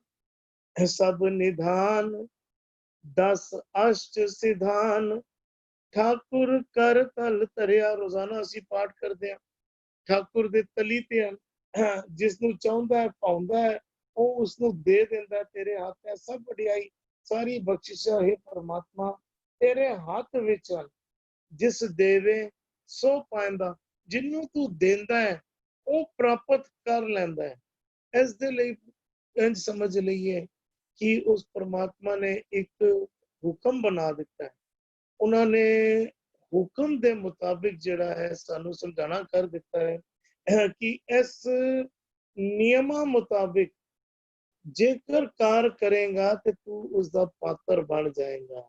ਉਹ ਜਿਹੜੇ ਜ਼ਿਕਰ ਗੁਰੂ ਸਾਹਿਬ ਕਹਿ ਰਹੇ ਨਾ, ਤੇਰੇ ਹੱਥ ਹੈ ਸਭ ਵਡਿਆਈ, ਸਾਰੀ ਵਡਿਆਈਆਂ ਦਾ ਤੂੰ ਪਾਤਰ ਤਾਂ ਬਣੇਗਾ ਜਦੋਂ ਤੂੰ ਇਹਨਾਂ ਨਿਯਮਾਂ ਮੁਤਾਬਿਕ ਸੱਚ ਦੇ ਕਾਰ ਕਰਨ ਲੱਗ ਜਾਏਗਾ, ਤਾਂ ਇਹ ਸਮਝੀਏ ਕਿ ਉਸਦੇ ਬਖਸ਼ਿਸ਼ ਦੇ ਪਾਤਰ ਬਣ ਜਾਓਗੇ। ਜੀ ਹਰਵਿੰਦਰ ਵੀਰ ਜੀ। ਆਪ ਜੀ ਦੀ ਆਵਾਜ਼ ਨਹੀਂ ਤਿੰਨ ਸੁਖ ਪਾਇਆ ਜੋ ਤੁਧ ਪਾਏ। ਸਾਡੇ ਧਰਮ ਦੀ ਅਸੀਂ ਜੋ ਵੀ ਕਿਰਿਆ ਕਰਨੇ ਪਏ ਨਾ, ਸਾਡੇ ਵਿੱਚ ਸੋਚ ਇੱਕੋ ਹੈ, ਅਸੀਂ ਉਸ ਰੱਬ ਨੂੰ ਪਾ ਜਾਈ। ਜਦੋਂ ਸਤਿਗੁਰੂ ਜੀ ਨੇ ਕਿਹਾ ਵੀ ਤੀਰਥ ਨਹਾਵਾਂ, ਜੇ ਤੈਨੂੰ ਭਾਉਂਦਾ ਹੋਵੇ ਮੇਰਾ ਤੀਰਥਾਂ ਤੇ ਨਹਾਣਾ, ਮੈਂ ਕਿਉਂ ਨਾ ਨਹਾਵਾਂ। ਇੱਥੇ ਹਰ ਕਿਰਿਆ ਜਿਹੜੀ ਨਾ ਧਰਮ ਦੀ, ਕਹਿੰਦੇ ਸੋ ਜੋ ਤੁਧ ਭਾਵੈ ਸੋ ਸੱਚ ਧਰਮਾ। ਧਰਮ ਹੈ ਹੀ ਉਹ ਜੋ ਰੱਬ ਨੂੰ ਪਾਉਂਦਾ ਹੈ। ਤੇ ਵਿਸ਼ਕਾਰ ਅਸੀਂ ਕੁਝ ਹੋਰ ਸ਼ਬਦ ਸਾਂਝ ਕੀਤੇ ਸੀ, ਉਹਨੇ ਸੋ ਜਪ ਸੋ ਤਪ ਜੇ ਸਤਿਗੁਰ ਭਾਵੈ। ਜੋ ਸਤਿਗੁਰੂ ਨੂੰ ਭਾਉਂਦਾ ਨਾ ਉਹੀ ਜਪ ਹੈ, ਉਹੀ ਤਪ ਹੈ। ਸਾਡੇ ਧਰਮ ਦੀ ਹਰ ਕਿਰਿਆ ਜਿਸ ਅੱਛਾ ਜਿਹੜੇ ਤੋਂ ਅਸੀਂ ਕਹਿੰਦੇ ਆ ਵੀ ਉਹ ਭਗੋ ਪਿਤਾ ਨੇ ਆਪਣਾ ਕੀਆ ਕਮਾਨਾ ਆਲ ਖਾਈ ਸਿਰ ਛਾਈ ਪਾਈ ਮੂਰਖ ਕੰਦੇ ਪਦ ਗਵਾਈ ਬਿਨ ਨਾਮ ਹੈ ਕਿ ਜਿੱਥਾ ਇਹਨਾਂ ਕੋਈ ਰੱਬ ਉਹਦੀ ਕੋਈ ਵੈਲਿਊ ਕਰਦਾ ਨਹੀਂ ਪਿਆ। ਜਿਹੜੇ ਬੰਦੇ ਆਪਣੇ ਵੱਲੋਂ ਜਿਹੜਾ ਕਰੀ ਜਾਂਦੇ ਪਏ ਨੇ, ਗੱਲ ਤੇ ਇਹ ਵੀ ਕਿ ਉਹ ਕਹਿੰਦਾ ਜਬ ਲਗ ਹੁਕਮ ਨਾ ਬੂਝਦਾ ਤਬ ਹੀ, ਗੱਲ ਸੜੀ ਆ ਕੇ ਟਿਕੇਗੀ ਨਾ ਕਿ ਰੱਬ ਨੂੰ ਕੀ ਪਾਉਂਦਾ ਹੈ। ਮੈਂ ਆਪਣੇ ਸਰੀਰ ਨੂੰ ਹੋ ਸਕਦਾ ਹੈ ਕਿ ਮੈਂ ਟਾਈਮ ਐਨਰਜੀ ਮਨੀ ਸਭ ਜ਼ਿਆਦਾ ਸਪੈਂਡ ਕਰਾਂ, ਲੇਕਿਨ ਉਹ ਕਹਿੰਦਾ ਕੰਨ ਨਾ ਹੀ ਸੋ ਗਾਹਨ ਲਾਗੇ, ਕਹਿੰਦਾ ਮਹਿੰਦੀ ਕਰਕੇ ਘਾਲਿਆ ਆਪ ਪਿਸਾਏ ਪਿਸਾਏ ਤੈ ਸ਼ੈ ਬਾਤ ਨਾ ਪੁੱਛੀਆ ਕਬਹੂ ਨਾ ਲਾਈ ਪਾਏ। ਮੈਂ ਆਪਣੇ ਮਹਿੰਦੀ ਕਰਕੇ ਘਾਲਿਆ, ਉਹ ਮਹਿੰਦੀ ਨੂੰ ਸ਼ਾਇਦ ਬਹੁਤ ਬਰੀਕ ਪਿਸਿਆ ਜਾਂਦਾ ਹੋਣਾ, ਉਹਨੂੰ ਬਹੁਤ ਉਹਨੂੰ ਉਲਟਾ ਨਾ ਵੀ ਉਹ ਸ਼ਾਇਦ ਮੇ ਵੀ 2-3-4 ਆਪਰੇਸ਼ਨਸ ਦੇ ਨਾਲ ਉਹਨੂੰ ਪਿਸਿਆ ਜਾਂਦਾ। ਮਹਿੰਦੀ ਕਰਕੇ ਘਾਲਿਆ, ਉਹ ਮੈਂ ਬਹੁਤ ਘਾਲਣਾ ਘਾਲੀ, ਜਿਸ ਤਰ੍ਹਾਂ ਮਹਿੰਦੀ ਬਰੀਕ ਕੀਤੀ ਜਾਂਦੀ, ਮੈਂ ਵੀ ਬਹੁਤ ਘਾਲਣਾ ਕਿਆ ਘਾਲੀ। ਮਹਿੰਦੀ ਕਰਕੇ ਘਾਲਿਆ ਆਪ ਪਿਸਾਏ ਪਿਸਾਏ, ਮੈਂ ਆਪਣੇ ਆਪ ਨੂੰ ਬਹੁਤ ਕਸ਼ਟ ਸਹਾਰੇ, ਕਹਿੰਦੇ ਲੇਕਿਨ ਤੈ ਸ਼ਹਿ ਬਾਤ ਨਾ ਪੁੱਛੀਆ। ਜੇ ਰੱਬ ਉਹਨੂੰ ਕਹਿੰਦਾ ਬਰਤ ਨੇਮ ਸੰਜਮ ਮੈਂ ਰਹਿਤਾ ਤਾਂ ਕਾ ਆੜ ਨਾ ਪਾਇਆ, ਅੱਧੀ ਕੋੜੀ ਕੀਮਤ ਨਹੀਂ ਮਿਲਣੀ ਆ ਰੱਬ ਦੀ ਦਰਗਾਹ ਵਿੱਚ। ਰੱਬ ਦੀ ਨਜ਼ਰਾਂ ਵਿੱਚ ਉਹਦੀ ਕੀ ਵੈਲਿਊ ਹੈ? ਗੱਲ ਤੇ ਸਾਰੀ ਅੱਗੇ ਉੱਥੇ ਟਿਕੇ। ਸਾਡੀ ਧਰਮ ਦੀ ਹਰ ਕਿਰਿਆ ਦੇ ਪਿੱਛੇ ਉਹ ਸੋਚਦੇ ਆਏ ਨਾ ਕਿ ਵੀ ਰੱਬ ਨੂੰ ਇੱਥੇ ਕਹਿੰਦੇ ਨੇ ਵੀ ਕਿਹਨੇ ਸੁਖ ਪਾਇਆ, ਕਿਹਨਾਂ ਨੇ ਸੁਖ ਪਾਇਆ? ਕਹਿੰਦੇ ਜੋ ਤੁਧ ਪਾਏ।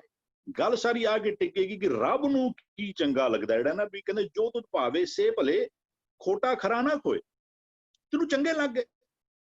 ਅਸੀਂ ਕਹਿੰਦੇ ਮੇਰੇ ਕੋਲ ਬਾਣੀ ਦੇ ਬਹੁਤ ਸਾਰੇ ਜਿਹੜੇ ਸ਼ਬਦ ਨੇ ਨਾ ਵੀ ਉਹ ਕਹਿੰਦਾ ਇੱਕ ਖੋਟੇ ਇੱਕ ਕਰੇ ਆਪੇ ਪਰਕਨ ਹਾਰ ਕਰੇ ਪਰ ਖਜ਼ਾਨੇ ਪਾਇਨ ਖੋਟੇ ਸੁੱਟੀਏ ਬਾਰ ਵਾਰ। ਇਹਦੇ ਕਹਿੰਦੇ ਮੈਨੂੰ ਜੋ ਤੈਨੂੰ ਭਾ ਜਾਂਦਾ ਹੈ ਨਾ, ਉਹ ਫਿਰ ਭਾਵੇਂ ਖੋਟਾ ਹੈ ਭਾਵੇਂ ਖਰਾ ਹੈ, ਉਹ ਕਿਉਂਕਿ ਰੱਬ ਕਿਸੇ ਬੰਦਿਸ਼ ਵਿੱਚ ਨਹੀਂ। ਰੱਬ ਨਿਯਮਾਂ ਦਾ ਕਰਤਾ ਹੈ, ਰੱਬ ਨਿਯਮਾਂ ਦੇ ਬੰਧਨ ਵਿੱਚ ਬਿਲਕੁਲ ਨਹੀਂ ਆ। ਵੀ ਉਹ ਕਹਿੰਦੇ ਵੀ ਤਿਨਕਾ ਜਨਮ ਸਫਲ ਹੈ ਜੇ ਚੱਲੇ ਸਤਿਗੁਰ ਪਾਏ। ਗੱਲ ਆ ਕੇ ਟਿਕੇਗੀ ਕਿ ਵੀ ਗੁਰੂ ਨੂੰ ਕੀ ਪਾਉਂਦਾ ਹੈ ਸਾਡਾ ਜੀਵਨ। ਕਹਿੰਦਾ ਤਿੰਨ ਸੁਖ ਪਾਇਆ, ਉਹਨਾਂ ਦਾ ਜੀਵਨ ਜਿਹੜਾ ਹੈ ਨਾ ਉਹ ਸੁਖੀ ਹੋ ਜਾਏਗਾ ਕਦੋਂ? ਜੇ ਸਾਡੀ ਉਹ ਵਾਲੀ ਜੀਵਨ, ਹੁਣ ਗੁਰੂ ਦਾ ਕੰਮ ਹੀ ਹੋਵੇ ਕਿ ਰੱਬ ਨੂੰ ਪਸੰਦ ਕੀ ਆਂਦਾ ਉਹ ਸਾਡੇ ਨਾਲ ਸੋ ਜੀ ਪਾ ਦੇਵੇ। ਅੱਜ ਕਹਿੰਦੇ ਵੀ ਕਿਵ ਸਚਿਆਰਾ ਹੋਈ ਹੈ, ਜਿਹੜੇ ਝੂਠ ਵਾਲੇ ਨੇ ਉਹ ਖੋਟੇ ਸੱਚੀ ਦਰਗਾਹ ਸੱਟੀਏ ਵਾਲਾ ਕੰਮ ਹੈ। ਤਾਂ ਹੁਣ ਜੇ ਸਾਨੂੰ ਸਮਝ ਨਹੀਂ, ਬੰਦਾ ਧਾਰਮਿਕ ਬਣਨਾ ਚਾਹੁੰਦਾ ਪਿਆ ਕਈ ਵਾਰ, ਲੇਕਿਨ ਜੇ ਸਮਝ ਨਹੀਂ ਆ ਰਹੀ ਕਿ ਵੀ ਕਰਾਂ ਕੀ, ਇੱਥੇ ਗੁਰੂ ਦਾ ਰੋਲ ਸਾਡੇ ਜ਼ਿੰਦਗੀ ਅੰਦਰ ਪਲੇ ਕਰੇ। ਰੱਬ ਨੂੰ ਕੀ ਚੰਗਾ ਲੱਗਦਾ ਹੈ ਕੀ ਮਾੜਾ ਲੱਗਦਾ, ਇਹਦੀ ਸੋਝ ਜਿਹੜੀ ਹੈ ਨਾ ਉਹ ਕੇਵਲ ਤੇ ਕੇਵਲ ਸਾਨੂੰ ਉਹ ਗੁਰੂ ਕੋਲੋਂ ਮਿਲਦੀ ਹੈ। ਕਹਿੰਦੇ ਪੂਰੇ ਭਾਗ ਗੁਰ ਸੇਵਾ ਲਾਏ, ਜਿਨ੍ਹਾਂ ਨੇ ਆਪਣੇ ਭਾਗ ਵੱਡੇ ਬਣਾ ਲਿੱਤੇ ਨੇ, ਜਿਨ੍ਹਾਂ ਨੇ ਆਪਣੀ ਹਿੱਸੇਦਾਰੀ, ਜਿਨ੍ਹਾਂ ਨੇ ਧਰਮ ਕੰਡ ਕਹਿ ਲਓ ਉਸ ਕਿਰਿਆ ਦੇ ਉੱਤੇ ਜਿਨ੍ਹਾਂ ਨੇ ਜ਼ੋਰ ਦਿੱਤਾ ਹੈ, ਫਿਰ ਐਸੇ ਬੰਦਿਆਂ ਨੂੰ ਕਹਿੰਦੇ ਗੁਰੂ ਦੀ ਸੇਵਾ ਦੇ ਵਿੱਚ ਕਹਿੰਦੇ ਸਤਿਗੁਰ ਦੀ ਸੇਵਾ ਗਾਖੜੀ ਸਿਰ ਦੀਜੈ ਆਪ ਗਵਾਏ। ਗੁਰੂ ਦੀ ਸੇਵਾ ਔਖੀ ਹੈ, ਕਿਉਂ? ਕਿਉਂਕਿ ਆਪਣੀ ਮਤ ਤਿਆਗਣੀ ਪੈਂਦੀ ਹੈ। ਮਨ ਕੀ ਮਤ ਤਿਆਗੋ ਹਰ ਜਨ, ਕਹਿੰਦਾ ਇਹ ਬਾਤ ਇਕੱਠੇ ਨਹੀਂ। ਮੈਨੂੰ ਤੀਰਥਾਂ ਤੇ ਨਹਾਣਾ ਚੰਗਾ ਲੱਗਦਾ, ਮੈਨੂੰ ਬੜੀ ਅੱਛਾ ਲੱਗਦਾ ਕਿ ਮੈਂ ਕਰਨਾ ਨਾ, ਮੈਂ ਹਰ ਐਤਵਾਰ ਇੱਥੇ ਜਾਣਾ ਵਾ, ਮੈਂ ਹਰ ਪੂਰਨਮਾਸ਼ੀ ਤੇ ਇੱਥੇ ਜਾਣਾ, ਮੇਰੇ ਦਿਲ ਨੂੰ ਬੜਾ ਸਕੂਨ ਮਿਲਦਾ। ਤੇਰੀ ਪਰਸਨਲ ਚੋਇਸ ਹੈ, ਤੈਨੂੰ ਮਿਲਦਾ ਹੈ, ਮੰਨਣਾ ਚਾਹੁੰਦਾ। ਕਹਿੰਦੇ ਗੁਰੂ ਦੀ ਸੇਵਾ ਲੇਕਿਨ ਹੈ ਕਿ ਸਤਿਗੁਰੂ ਦੀ ਸੇਵਾ ਗਾਖੜੀ, ਕਹਿੰਦੇ ਸਿਰ ਦੀਜੈ ਆਪ ਗਵਾਏ। ਕਹਿੰਦਾ ਇਹ ਸੇਵਾ ਚਾਕਰੀ ਨਾਮ ਵਸੈ ਮਨ ਆਏ। ਗੁਰੂ ਜੀ ਵਾਲੀ ਸੇਵਾ ਚਾਕਰੀ ਨਾਲ ਹੋਣਾ ਕੀ ਹੈ? ਅਸੀਂ ਕਹਿੰਦੇ ਇੱਕੋ ਨਾਮ ਹੁਕਮ ਹੈ, ਹੁਕਮਾਂ ਦੀ ਸੋਝੀ ਹੋਣੀ। ਉਹ ਅਸੀਂ ਕਹਿੰਦੇ ਵੀ ਉਹ ਜੋ ਪਾਥਰ ਕੀ ਪਾਈ ਪਾਈ ਤਿਨ ਕੀ ਘਾਲ ਅਜਾ। ਇੱਕ ਪਾਸੇ ਅਸੀਂ ਕਹਿੰਦੇ ਬਈ ਪਤਿਤ ਪਾਵਨ ਹਰ ਬਿਰਦ ਸਦਾਏ, ਇੱਕ ਤਿਲ ਨਹੀਂ ਭੰਨੇ ਕਾਲੇ। ਜੇ ਉਹ ਰੱਬ ਤੇਰੀ ਇੱਕ ਕੀਤੀ ਹੋਈ ਕਿਸੇ ਮਸ਼ਕਤ ਦਾ ਇੱਕ ਤਿਲ ਵੀ ਬੈਲੈਂਸ ਨਹੀਂ ਰੱਖਦਾ, ਲੇਕਿਨ ਜਿੱਥੇ ਨਾਲ ਅਸੀਂ ਕਹਿੰਦੇ ਬਈ ਜੋ ਪਾਥਰ ਕੀ ਪਾਈ ਪਾਏ ਤਿਨ ਕੀ ਘਾਲ, ਉਹ ਕਿਸੇ ਲੇਖੇ ਨਹੀਂ ਲੱਗਦੀ ਉਹਨਾਂ ਦੀ। ਵੀ ਕਹਿੰਦੇ ਪੂਰੇ ਭਾਗ, ਜਿਹਨਾਂ ਦੇ ਭਾਗ ਵੱਡੇ ਨੇ ਨਾ, ਉਹਨਾਂ ਨੂੰ ਗੁਰੂ ਦੀ ਸੇਵਾ ਜਿਹੜੀ ਨਾ, ਮਤਾ ਕੋਈ ਬੰਦਾ ਸਮਝੇ ਕਿ ਮੈਂ ਕੁਝ ਕੀਤਾ ਹੈ। ਗੁਰੂ ਕੁਝ ਚੀਜ਼ਾਂ ਨੇ ਨਾ ਗੁਰਬਾਣੀ ਵਿੱਚ ਨਾ ਸਾਨੂੰ ਕਈ ਵਾਰ ਅਸੀਂ ਵਿਸ਼ਕਾਰ ਵੀ ਐਸੀ 16 ਸਾਹਿਬ ਦੇ ਅੰਦਰ ਨਾ ਸ਼ੁਰੂ ਹੁੰਦਾ, ਅਸੀਂ ਉਹ 2 ਸੈਟਸ ਆਫ ਸ਼ਬਦ ਲਿੱਤੇ ਸਨ। ਬਈ ਉਹ ਕਹਿੰਦੇ ਜੋ ਕੁਝ ਕਰੇ ਸੋ ਨਿਹਚੋ ਹੋਏ, ਉਹ ਵਾਲਾ ਪਦਾ ਸੀ। ਉਹਦੇ ਅੰਦਰ 2 ਪੈਟਰਨਸ ਆਫ ਅਸੀਂ ਸ਼ਬਦ ਲਿੱਤੇ ਸਨ। ਵੀ ਸਭ ਨੀ ਛਾਲਾਂ ਮਾਰੀਆਂ ਕਰਤਾ ਕਰੇ ਸੋ ਹੋਏ, ਵੀ ਜੋ ਤੂੰ ਕਰੇ ਸੋਈ ਫੁਨ ਹੋਏ, ਵੀ ਉਹ ਮਤਾ ਕਰੇ ਪੱਛਮ ਕੇ ਤਾਹੀਂ ਪੂਰਬ ਹੀ ਲੈ ਜਾਤ, ਨਰ ਚਾਹਤ ਕੁਛ ਔਰੇ ਕੀ ਔਰੇ ਪਈ, ਉਹ ਸਾਰੇ ਜਿਹੜੇ ਸਨ। ਫਿਰ ਅਸੀਂ ਇੱਕ ਹੋਰ ਸਾਡਾ ਸ਼ਬਦ ਦਿੱਤਾ ਸੀ ਕਿ ਬਈ ਆਪਨ ਹੱਥੀ ਆਪ ਨਾ ਆਪੇ ਹੀ ਕਾਜ ਸਵਾਰ। ਤੇ ਸੋ ਜਦੋਂ ਸਾਨੂੰ ਥੋੜਾ ਜਿਹਾ ਇਹ ਸਮਝੋ ਲੱਗੇ ਨਾ ਇਹਨਾਂ ਅੰਦਰ ਕਿੱਥੇ ਇੱਕ ਪਾਸੇ ਗੁਰੂ ਕਹਿ ਰਿਹਾ ਕਿ ਰੱਬ ਕਰਾਏਗਾ ਤਾਂ ਹੀ ਹੋਏਗਾ, ਲੇਕਿਨ ਦੂਜੇ ਪਾਸੇ ਕਹਿ ਰਿਹਾ ਨਹੀਂ, ਉਦਮ ਕਰੇਂਦਿਆਂ ਜੀਓ ਤੂੰ ਕਮਾਉਂਦਿਆਂ ਸੁਖ ਪੁੰਜੀਆਂ, ਆਪਨ ਹੱਥੀ ਆਪ ਨਾ ਜ਼ਿੰਦਗੀ ਤੇ ਕਾਜ ਤੈਨੂੰ ਆਪ ਹੀ ਸਵਾਰਨੇ ਪੈਣਗੇ। We can even, it is just मेरी सोच है, तो इट इज कितना ठीक गलत बोल तो ऐसी सोच सकने होते। एक सेट ऑफ पंक्तियां गुरु ग्रंथ साहब विच कितनियां वार आईयां, एक गाल कितनी दृढ़ता दे नाल कितनी वार करवाई गई, ਉਹਦੇ ਉੱਤੇ ਵੀ ਅਸੀਂ ਇਹਨੂੰ ਡਿਸਾਈਡ ਕਰ ਸਕਨੇ ਆ ਵੀ ਰੱਬ ਕਰੇਗਾ, ਰੱਬ ਪਾਸੋਂ ਹੋਏਗਾ, ਰੱਬ ਹੀ ਕਰਾ ਸਕਦਾ ਹੈ। ਉਹ ਜਿਹੜਾ ਨਾ ਉਹ ਜਿਹੜਾ ਨਿਰਗੁਣ ਪਰਮਾਤਮਾ ਦੀ ਸੋਚ ਆਪਣੇ ਮਨ ਵਿੱਚ ਹਮੇਸ਼ਾ ਬਣਾਈ ਰੱਖਣੀ। ਤੂੰ ਕਰਨਾ ਹੈ ਉਦਮ, ਤੂੰ ਕਰਨਾ ਹੈ, ਲੇਕਿਨ ਆਪਣੇ ਉਦਮ ਦੇ ਉੱਤੇ ਭਰੋਸਾ ਨਹੀਂ ਲੈ ਕੇ ਆਉਣਾ। ਤੇ ਜਿਤਨੀ ਵਾਰ ਜਿਸ ਗੱਲ ਦੀ ਦ੍ਰਿੜਤਾ ਜ਼ਿਆਦਾ ਸ਼ਾਇਦ ਗੁਰੂ ਸਾਹਿਬ ਦਿੰਦੇ ਪਏ ਨੇ, ਸਾਨੂੰ ਉਸ ਗੱਲ ਨੂੰ ਉਤਨੀ ਹੀ ਦ੍ਰਿੜਤਾ ਦੇ ਨਾਲ ਸਾਨੂੰ ਜਿਹੜਾ ਨਾ ਉਹ ਸਾਨੂੰ ਜਿਹੜਾ ਉਹਨੂੰ ਸ਼ਾਇਦ ਸੋਚਣ ਦੀ ਲੋੜ ਹੈ ਵੀ ਕਹਿੰਦਾ ਵੀ ਤੇਰੇ ਹੱਥ ਹੈ ਸਭ ਵਡਿਆਈ, ਵੀ ਤੂੰ ਜਿਨ੍ਹਾਂ ਦੇ ਭਾਗ ਵੱਡੇ ਹੁੰਦੇ ਨੇ ਉਹਨਾਂ ਨੂੰ ਹੀ ਗੁਰੂ ਦੀ ਸੇਵਾ ਮਿਲਦੀ ਹੈ। ਹੁਣ ਇਹ ਵਡਿਆਈ ਜਿਹੜੀ ਦਾਜ ਜਿਹੜੀ ਉਹ ਕਹਿੰਦੇ ਵੀ ਕਹਿੰਦੇ ਇਹ ਸੇਵਾ ਚਾਕਰੀ ਨਾਮ ਵਸੇ, ਨਾਮ ਮਿਲ ਗਿਆ, ਜਿਸ ਨੂੰ ਨਾਮ ਮਿਲ ਗਿਆ ਆਪਾਂ ਜੀਵਨ ਜਾਚ ਮਿਲ ਗਈ, ਹੁਕਮਾਂ ਦੀ ਸੋਝੀ ਆ ਗਈ। ਕਹਿੰਦੇ ਫਿਰ ਉਹ ਮਾਲਕ ਦੇ ਹੱਥ ਵਿੱਚ ਸਾਰੀਆਂ ਵਡਿਆਈਆਂ ਉਹਦੇ ਹੀ ਹੱਥ ਵਿੱਚ ਨੇ। ਇਹ ਤੇਰੇ ਹੱਥ ਹੈ ਸਭ ਵਡਿਆਈ, ਜਿਸ ਦੇਵੈ ਸੋ ਪਾਏਗਾ। ਇਹ ਉਹ ਮਾਲਕ ਉਹਦੀ ਆਪਣੀ ਮਰਜ਼ੀ ਹੈ। ਹਾਂ ਉਹ ਲਗਾਉਂਦਾ ਕੀ ਕਹਿੰਦੇ ਉਹ ਰਸਤਾ ਹੈ ਉਹਦਾ, ਉਹਨੇ ਉਹ ਇੱਕ ਨਾ ਹੁਕਮ ਸਮਾਏ ਲੈ, ਇੱਕ ਨਾ ਹੁਕਮੇ ਕਰੇ ਵਿਨਾਸ਼। ਤੇ ਸਾਨੂੰ ਸਾਡੇ ਜੀਵਨ ਵਿੱਚ ਗੁਰੂ ਇੰਪੋਰਟੈਂਟ ਕਿਉਂ ਹੈ? ਉਹ ਮਾਲਕ ਤੇ ਦਾਤਾਂ ਲੈ ਕੇ ਬੈਠੇ ਹੈ। ਜੇ ਸਾਨੂੰ ਗੁਰੂ ਨਾ ਮਿਲਿਆ, ਜੇ ਗੁਰੂ ਵਿਸ਼ਕਾਰ ਨਾ ਰਿਹਾ ਸਾਡੇ ਔਰ ਰੱਬ ਦੇ ਵਿਸ਼ਕਾਰ, ਉਹ ਮਾਲਕ ਤੇ ਦਾਤਾਂ ਲੈ ਕੇ ਬੈਠਿਆ ਹੋਇਆ ਹੈ। ਸਾਨੂੰ ਉਹ ਦਾਤਾਂ ਮੰਗਣ ਦੀ, ਦਾਤਾਂ ਦੇ ਪਾਤਰ ਬਣਨ ਦੀ ਸਾਨੂੰ ਜਾਂਚ ਤੇ ਨਾ ਆਈ, ਅਸੀਂ ਇਹਨਾਂ ਦਾਤਾਂ ਤੋਂ ਜਿਹੜੇ ਨਾ ਉਹ ਵਾਂਝੇ ਰਹਿ ਜਾਾਂਗੇ। ਉਹ ਸਾਰੀਆਂ ਵਡਿਆਈਆਂ ਉਹਦੇ ਹੱਥ ਵਿੱਚ ਹੀ ਨੇ। ਉਹ ਜਿਹਨੂੰ ਦੇਗਾ, ਉਹ ਦੇਣ ਦਾ ਜ਼ਰੀਆ ਉਹਨੇ ਗੁਰੂ ਨੂੰ ਬਣਾਇਆ ਹੋਇਆ। ਤੇ ਸਾਡੇ ਜੀਵਨ ਵਿੱਚ ਗੁਰੂ ਕਿਤਨਾ ਇੰਪੋਰਟੈਂਟ ਅਸੀਂ ਸਮਝ ਸਕਦੇ ਹਾਂ ਕਿ ਜੇ ਗੁਰੂ ਨਾ ਮਿਲਿਆ, ਉਹ ਦਾਤਾਂ ਤੇ ਮਾਲਕ ਲੈ ਕੇ ਬੈਠਿਆ ਹੋਇਆ, ਲੇਕਿਨ ਗੁਰੂ ਸਾਨੂੰ ਉਹ ਰਸਤਾ ਦੱਸੇਗਾ ਕਿ ਜਿਹਦੇ ਰਾਹੀਂ ਅਸੀਂ ਉਹ ਦਾਤਾਂ ਦੇ ਪਾਤਰ ਬਣ ਸਕਨੇ ਆ, ਉਹ ਸਾਡੇ ਜੀਵਨ ਵਿੱਚ ਦਾਤਾਂ ਅਸੀਂ ਹਾਸਲ ਕਰ ਸਕਨੇ ਆ। ਹਾਂਜੀ ਜੀ ਵੀਰ ਜੀ, ਧੰਨਵਾਦ ਆਪ ਜੀ ਦਾ। ਬੜਾ ਬਰੀਕ ਵਿਸ਼ਾ ਹੈ ਜਿਹੜਾ ਭਾਗ ਦਾ ਤੇ ਨਦਰ ਦਾ ਵਿਸ਼ਾ ਜਿਹੜਾ ਹੈ, ਬਹੁਤ ਹੀ ਬਰੀਕ ਵਿਸ਼ਾ। ਅਸੀਂ ਧਿਆਨ ਦਈਏ ਨਾ, ਜਪਜੀ ਸਾਹਿਬ ਦੇ ਆਰੰਭਤਾ ਵਿੱਚ ਹੀ ਗੁਰੂ ਸਾਹਿਬ ਨੇ, ਅਸੀਂ ਵੈਸੇ ਅਕਸਰ ਕਹਿੰਦੇ ਹਾਂ ਕਿ ਜਪਜੀ ਸਾਹਿਬ ਦੇ 2 ਸ਼ਲੋਕ ਹਨ, ਪਰ ਅਸੀਂ ਧਿਆਨ ਦਈਏ ਜਪਜੀ ਸਾਹਿਬ ਦੀ ਆਰੰਭਤਾ ਸ਼ਲੋਕ ਦੇ ਬਾਅਦ ਹੋ ਰਹੀ ਹੈ। ਸ਼ਲੋਕ ਜਿਹੜਾ ਹੈ ਜਪਜੀ ਸਾਹਿਬ ਤੋਂ ਪਹਿਲਾਂ ਸਿਰਲੇਖ ਦਿੱਤਾ ਗਿਆ। ਸ਼ਲੋਕ ਜਿਹਨੂੰ ਅਸੀਂ ਸ਼ਲੋਕ ਵੀ ਕਹਿੰਦੇ ਆ, ਜਿਹਨੂੰ ਇੱਕ ਓਂਕਾਰ ਤੋਂ ਗੁਰਪ੍ਰਸਾਦ ਤੱਕ ਅਸੀਂ ਕਹੀਏ, ਉਹ ਜਪਜੀ ਸਾਹਿਬ ਤੋਂ ਪਹਿਲਾਂ ਸਿਰਲੇਖ ਦਿੱਤਾ ਗਿਆ। ਕਿਸੇ ਵੀ ਰਾਗ ਦੀ ਆਰੰਭਤਾ ਹੋ ਰਹੀ ਹੈ ਤੇ ਪੂਰਨ ਸ਼ਲੋਕ ਜਿਹੜਾ ਪਹਿਲਾਂ ਸਿਰਲੇਖ ਦਿੱਤਾ ਜਾਂਦਾ ਤੇ ਸਿਰਲੇਖ ਮੂਲ ਮੰਤਰ ਦਿੱਤਾ ਜਾਂਦਾ ਹੈ। ਮੂਲ ਮੰਤਰ ਦੇ ਆਧਾਰ ਤੇ ਹੀ ਅਸੀਂ ਬਾਣੀ ਦੇ ਵਿਚਾਰ ਨੂੰ, ਦਾਇਰੇ ਨੂੰ ਸੀਮਿਤ ਗੁਰੂ ਸਾਹਿਬ ਨੇ ਕੀਤਾ ਹੋਇਆ। ਤੇ ਉਹਦੇ ਵਿੱਚ ਹੀ ਅੱਖਰ ਅਸੀਂ ਨਾਲ ਲੈ ਕੇ ਚੱਲਦੇ ਹਾਂ, ਨਿਰਵੈਰ ਅੱਖਰ ਆਉਂਦਾ। ਤੇ ਨਿਰਵੈਰ ਅਗਰ ਅਸੀਂ ਕਵਾਂਗੇ ਕਿਸੇ ਦੇ ਉੱਤੇ, ਕਿਸੇ ਦੇ ਭਾਗ ਜਗਾ ਦਿੱਤੇ ਪ੍ਰਮਾਤਮਾ ਨੇ, ਜਾਂ ਕਿਸੇ ਦੇ ਉੱਤੇ ਨਜ਼ਰ ਕਰ ਦਿੱਤੀ, ਕਿਸੇ ਉੱਤੇ ਨਹੀਂ ਨਜ਼ਰ ਕੀਤੀ, ਤੇ ਫਿਰ ਨਿਰਵੈਰਤਾ ਵਾਲੇ ਸਿਧਾਂਤ ਤੋਂ ਅਸੀਂ ਕਿਧਰੇ ਨਾ ਕਿਧਰੇ ਭੁਲੇਖਾ ਖਾ ਜਾਵਾਂਗੇ। ਤਦ ਨਿਰਵੈਰਤਾ ਵਾਲਾ ਅਸੀਂ ਸਿਧਾਂਤ ਨਹੀਂ ਸਮਝ ਪਾਵਾਂਗੇ, ਕਿਧਰੇ ਨਾ ਕਿਧਰੇ ਉਸ ਤੋਂ ਡਗਮਗਾ ਜਾਵਾਂਗੇ।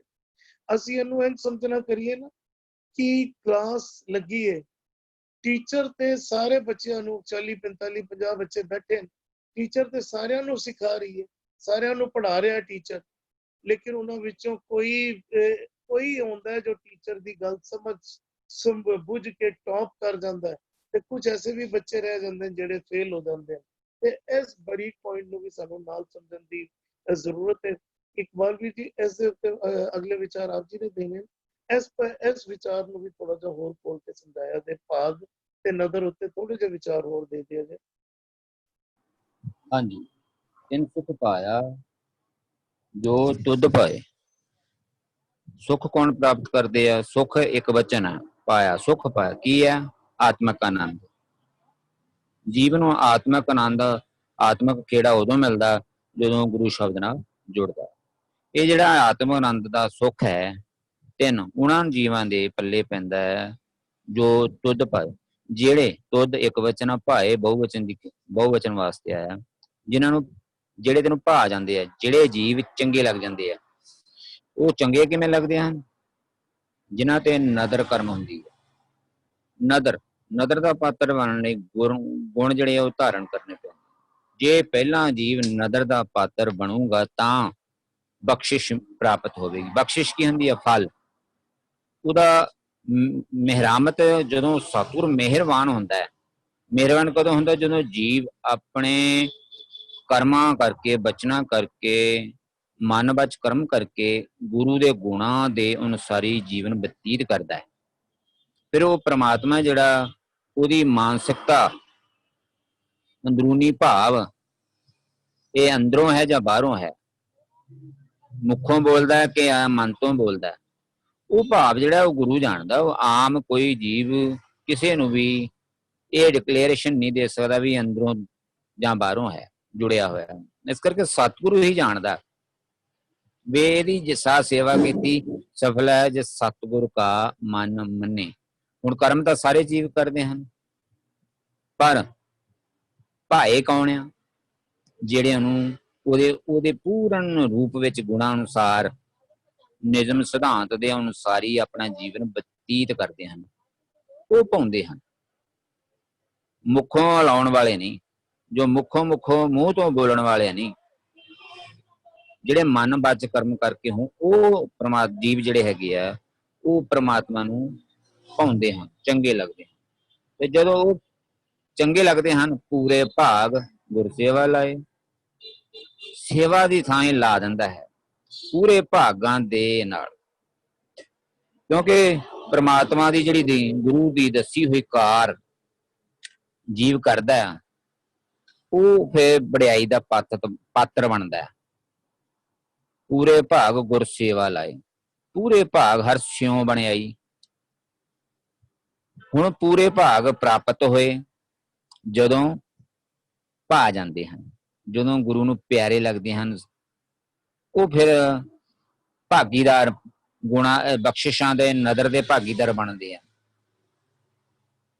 ਸੇਵਾ ਲਾਏ ਤੇ ਉਹ ਸੰਸਾਰ ਦੀ ਸੇਵਾ ਕਰਦੇ ਨੇ, ਸੇਵਾ ਵਾਲੀ ਕਾਰ ਜਗਤ ਵਿੱਚ ਕਰਦੇ ਹਨ। ਤੇਰੇ ਹੱਥ ਹੈ ਸਭ ਵਡਿਆਈ, ਜਿਨ੍ਹਾਂ ਤੇ ਜਿਨ ਕੋ ਨਦਰ ਕਰਮ, ਇੱਥੇ ਜਿਹੜਾ ਉਚਾਰਨ ਹੈ ਉਹ ਜਿਨ ਕੋ ਨਦਰ ਕਰਮ ਤੇ ਵਿਸ਼ਰਾਮ ਆਉਣਾ ਹੈਗਾ। ਜਿਨ੍ਹਾਂ ਤੇ ਨਦਰ ਕਰਦਾ ਹੈ ਔਰ ਫਿਰ ਬਖਸ਼ਿਸ਼ ਕਰਦਾ। ਹਮੇਸ਼ਾ ਜਿਹੜਾ ਪਾਠ ਹੈ ਉਹ ਨਦਰ ਕਰਮ ਆਊਗਾ। ਪਹਿਲਾਂ ਨਾਨਕ ਨਦਰੀ ਨਦਰ ਨੇ ਨਦਰ ਦਾ ਸ਼ਬਦ ਆਊਗਾ, ਫਿਰ ਬਖਸ਼ਿਸ਼ ਦਾ ਪਾਤਰ ਬਣੂਗਾ। ਜਦੋਂ ਮਿਹਰਾਮਤ ਦਾ ਪਾਤਰ ਬਣ ਜਾਂਦਾ ਹੈ, ਫਿਰ ਬਖਸ਼ਿਸ਼, ਫਿਰ ਕੀ ਕਰਦਾ? ਫਲ ਪ੍ਰਾਪਤ ਕਰਦਾ ਹੈ। ਉਹ ਫਿਰ ਜਿਹੜੇ ਨਦਰ ਕਰਮ ਬਖਸ਼ਿਸ਼ ਦੇ ਪਾਤਰ ਬਣ ਜਾਂਦੇ ਹਨ, ਜਿਨ੍ਹਾਂ ਤੇ ਨਦਰ ਕਰਮ ਹੋ ਜਾਂਦੀ ਹੈ, ਉਹਨਾਂ ਨੂੰ ਵਡਿਆਈ ਮਿਲਦੀ ਹੈ ਸੰਸਾਰ ਵਿੱਚ, ਲੋਕ ਵਿੱਚ ਤੇ ਪ੍ਰਲੋਕ ਵਿੱਚ, ਇਹਾਂ ਤੇ ਉਹਾਂ, ਭਾਵ ਤਨ ਕਰਕੇ ਵੀ ਤੇ ਮਨ ਕਰਕੇ ਵੀ। ਇਹ ਵਡਿਆਈ ਜਿਹੜੀ ਹੈਗੀ ਆ ਸੋਭਾ ਸੰਸਾਰ ਦੇ ਵਿੱਚ, ਧਨਤਾ, ਜਸ, ਇਹ ਤਨ ਦੀ ਵੀ ਹੁੰਦੀ ਹੈ ਤੇ ਮਨ ਦੀ। ਮਨ ਦੇ ਅੰਦਰ ਸੁੱਖ, ਸਹਿਜ, ਆਨੰਦ ਜਿਹੜਾ ਪ੍ਰਾਪਤ ਹੁੰਦਾ ਹੈ, ਉਹ ਮਨ ਦੇ ਤਲ ਦੇ ਉੱਪਰ ਜਿਹੜਾ ਸਦੀਵ ਵਿਗਾਸ ਵਿੱਚ ਰਹਿੰਦਾ, ਖੇੜੇ ਵਿੱਚ ਰਹਿੰਦਾ ਹੈ, ਉਹ ਵਡਿਆਈ ਜਿਹੜੀ ਹੈਗੀ ਆ ਉਹ ਮਨ ਨੂੰ ਮਿਲਦੀ ਹੈ। ਤਨ ਜਿਹੜਾ ਸਦਾ ਇਹ ਪਰਉਪਕਾਰੀ ਜੀਵਨ ਕਰਮ ਕਰਦਾ ਹੈ, ਤੇ ਤਨ ਔਰ ਮਨ ਕਰਕੇ ਲੋਕ ਪ੍ਰਲੋਕ ਵਿੱਚ, ਇਹਾਂ ਉਹਾਂ, ਇੱਥੇ ਉੱਥੇ ਉਹਨੂੰ ਵਡਿਆਈ ਮਿਲਦੀ, ਧਨਤਾ ਮਿਲਦੀ। ਜਿਸ ਦੇਵ ਹੈ, ਜਿਨ੍ਹਾਂ ਜੀਵਾਂ ਨੂੰ ਪ੍ਰਮਾਤਮਾ ਇਹ ਵਡਿਆਈ ਦੀ ਦਾਤ ਦਿੰਦਾ ਹੈ, ਸੋ ਪਾਏਗਾ।